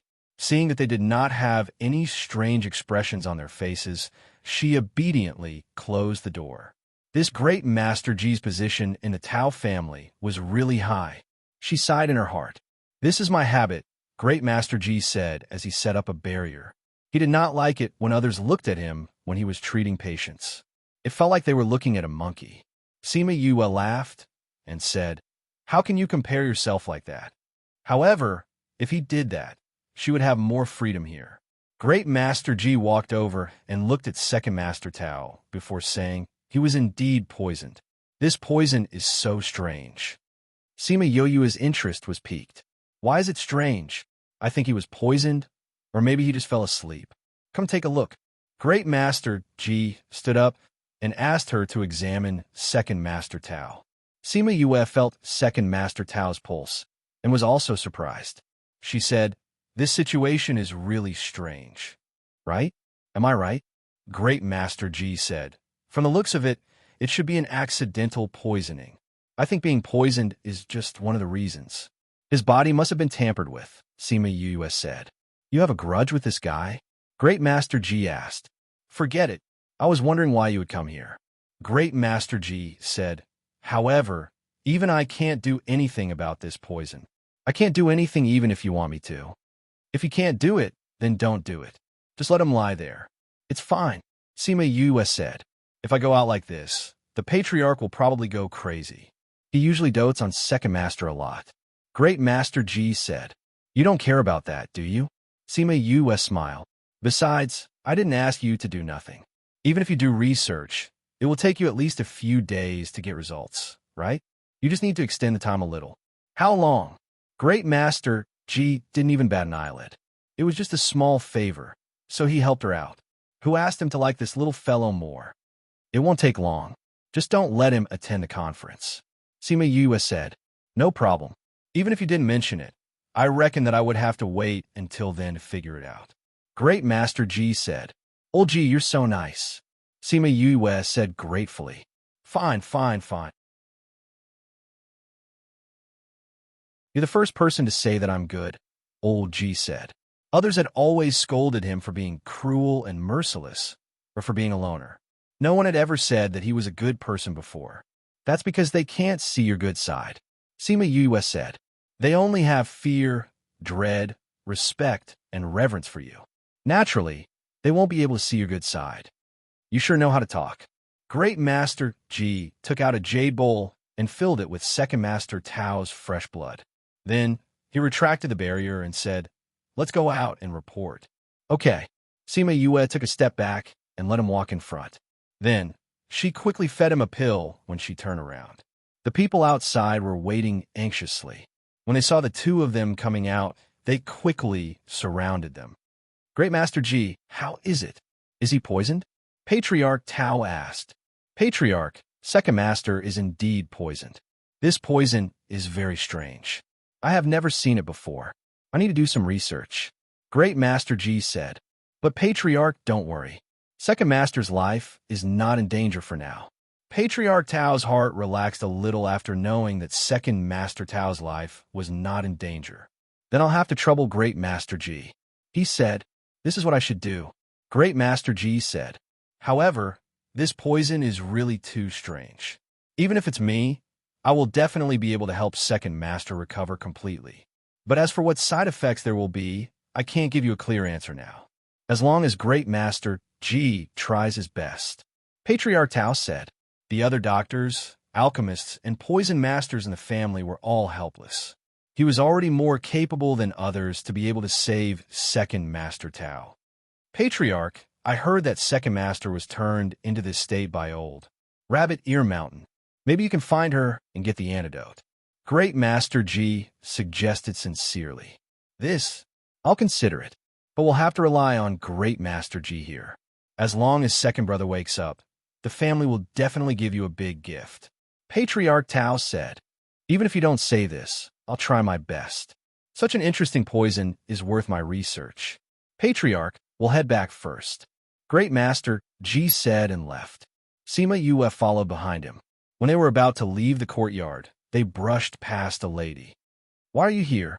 Didn't I ask you to rest in the courtyard? Now that you're pregnant, you can't just walk around. I heard that Second Brother's condition is very serious. I was worried about you, so I came over to take a look. That lady said gently.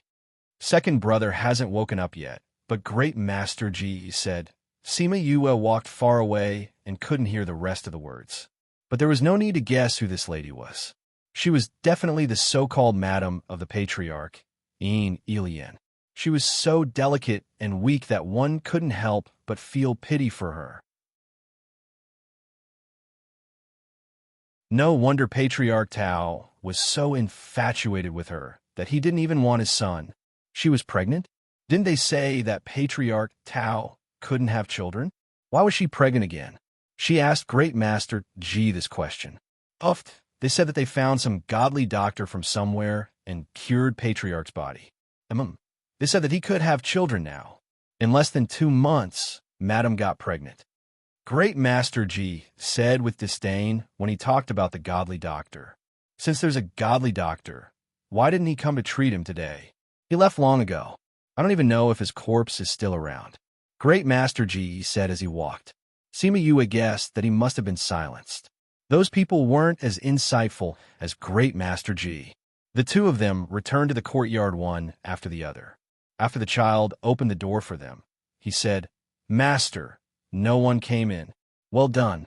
I'll teach you how to identify poisons tonight. Okay. The child ran off with a smile. Great Master Ji found a container to store Second Master Tao's bowl of blood before asking, Little girl, what poison did you give Second Master Tao? Ah, you saw it. Sima Yue didn't feel awkward after being caught red-handed. She smiled magnanimously. Actually, it's nothing much. I just want his little brother to sleep forever. Let his little brother sleep forever? Wasn't this to make him unable to be a man in the future? Before he could speak, Sima Yue added, there's no cure for it.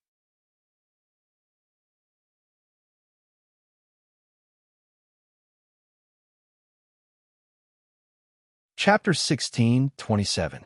Love, there was no antidote. Great Master Ji couldn't help but break out in a cold sweat when he saw how relaxed and calm she was. How did you refine it? Since you can concoct a poison, you should have an antidote. We do have the antidote, but we're unable to make it. Isn't that the same as having no solution? Sima Yue said. The antidote contains extinct medicinal herbs? Great Master Ji raises eyebrows. To be able to concoct an antidote with such medicinal ingredients, it meant that the ingredients used to concoct the poison were also very rare. Yue, we can be considered friends, right? Why don't you let me take a look at your poison? Maybe I can find another way to solve this problem. Sima Yue looked at him and said with a smile, Old Ji, do you want to try? Perhaps experiencing it yourself will be even more effective. Experience it personally? Then forget it. Anyway, I have a test subject here. When the time comes, I'll just start from him. What a joke. Although he rarely put his energy into this, he was still a normal man. He would not be able to do that in the future. Not to mention other things, he could not accept it psychologically. Sima Yue leaned on the table and laughed even harder. Master Ji was embarrassed by her smile. He flung his sleeves and snorted. I'm not going to talk about this with you. I'm going to research the antidote. Sima Yue saw that he was blushing and thought that no matter what, he was still a few generations older than her, so she stopped teasing him. She followed behind him and watched him extract the components of the poison from Second Master Tao's blood. Old Ji, do you think that Patriarch Tao will go to Rabbit Ear Mountain to ask for the antidote? Why do you care? Old Ji asked casually. Didn't that woman make Second Master Tao look like this? However, she didn't take Second Master Tao's life, and even said that she spared his life on account of their previous friendship. Tell me, if they went to look for that girl, would she give them the antidote? Sima Yue asked. Great Master Ji was stunned for a moment before replying, No. Are you sure? The woman from Rabbit Ear Mountain is called Witch by everyone. She has some ties with the previous family head, but that was many years ago. However, that bit of friendship had already been used up in order to save Second Master Tao's life. If the clan head dared to bring people to ask her for the antidote, it would remind her of Second Master Tao's molestation. She might even get angry and kill the people he sent. There's even a possibility that he will vent his anger on the Tao family. Great Master Ji analyzed. Don't be fooled by how well Master treats Second Master Tao. He's actually a very selfish person. If things threaten his own interests, So that woman is called Witch. You seem to know her quite well. Sima Yue said. I don't think so. I used to live with her for a while. PFFF, Sima Yue almost choked. Master Ji's words were truly shocking. Master Ji glanced at her. Why are you so surprised? When did you live with her? Sima Yue kept her smile and pretended to be serious. I was still young then. I went to Rabbit Ear Mountain to study poisonous plants and insects. I was attacked by spirit beasts and almost died. It was Witch who saved me. As I was severely injured, she brought me away. Even though many years had passed, he still remembered what happened back then. Was Witch very lonely? Sima Yue asked. She was very lonely. Great Master Ji's tone was a little desolate. It was lonely at the top. How could someone like her not be lonely? Sima Yue recalled the time she interacted with Witch. She did not have the spirit of wholeheartedly pursuing Tao like others. Instead, she seemed to be indifferent to everything. Now that she thought about it, that should be loneliness. Since she felt lonely, why didn't she leave Rabbit Ear Mountain? Great Master Ji shook his head. I don't know either. Maybe she was waiting for something.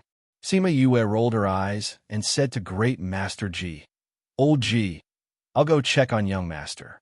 Take your time to study. Without waiting for his reply, she turned around and left. She returned to her own house and set up a barrier before calling Little Lucky out. Little Lucky, do you miss which? Sima Yue asked. Which? The lady who took you away from Rabbit Ear Mountain. Sima Yue explained. You mean Big Sister? I miss her. Little Lucky nodded. Are we going to look for her? I still have things to do. I can't look for her. Sima Yue said. However, I heard from old G that she was very lonely living alone in the mountain. Sigh. But she didn't seem to be willing to leave. Big Sister said that she had agreed to meet someone there. In the end, that person didn't come and died. That's why she stood guard there alone, said Little Lucky. So that's the case. She's a true woman. Sima Yue said with some emotion. That's right, that's right. Little Lucky agreed. Since she suffered so much on the mountain, why don't we let her come down the mountain and stay with us? Sima Yue asked. Since she's already dead, she can't be trapped in the past forever. Life should be looking forward. Let Big Sister stay with us. Little Lucky's eyes lit up. If she stays with us, she won't be so lonely. That's right. Even if she doesn't stay with us, she could go to other places. She won't be so lonely if she interacts more with people. Sima Yue said. You're right. I was wondering why I felt that Big Sister's aura wasn't right. So it's because no one interacts with her. Little Lucky said. Isn't she on good terms with Helmsman Tuo? Then they could be considered friends. She can go and find her friends and interact with them. Right? People should have friends. Little Lucky agreed with this point of view. It's a pity that no one can interact with her. Sima Yue sighed. Since she likes you, why don't you go and persuade her to go out for a walk and not stay in Rabbit Ear Mountain all the time? How about it? I'll go. Little Lucky was a little moved, but he was afraid that Sima Yue was purposely sending him away. After hesitating for a while, he shook his head and rejected. Not only will you go, I'll let Little Roar go with you. Sima Yue said. I'll also let those ancient spirit beasts go with you to ensure your safety. Little Roar will go too. Sima Yue nodded. She thought that Little Roar was the best at tricking people. How could she leave him out of this kind of thing? That's fine. As long as Little Roar was around, she wouldn't purposely send him away. He could even bring Little Roar to make Big Sister happy. Then it's settled. Sima Yue called Little Roar out and instructed him, especially the high-speed Little Roar. He must persuade her to leave Rabbit Ear Mountain and go out to see the world. Little Roar saw Sima Yue winking at him and understood. He patted his chest and promised to complete the mission. You're tuning in to the Romance Rendezvous YouTube channel. We're so grateful for your support, and don't forget to subscribe to join us on this incredible journey through captivating stories. Your generosity through donations truly makes a world of difference, as it's the primary source of revenue that allows me to expand and enhance this channel for you. Thank you from the bottom of my heart for being a part of this adventure.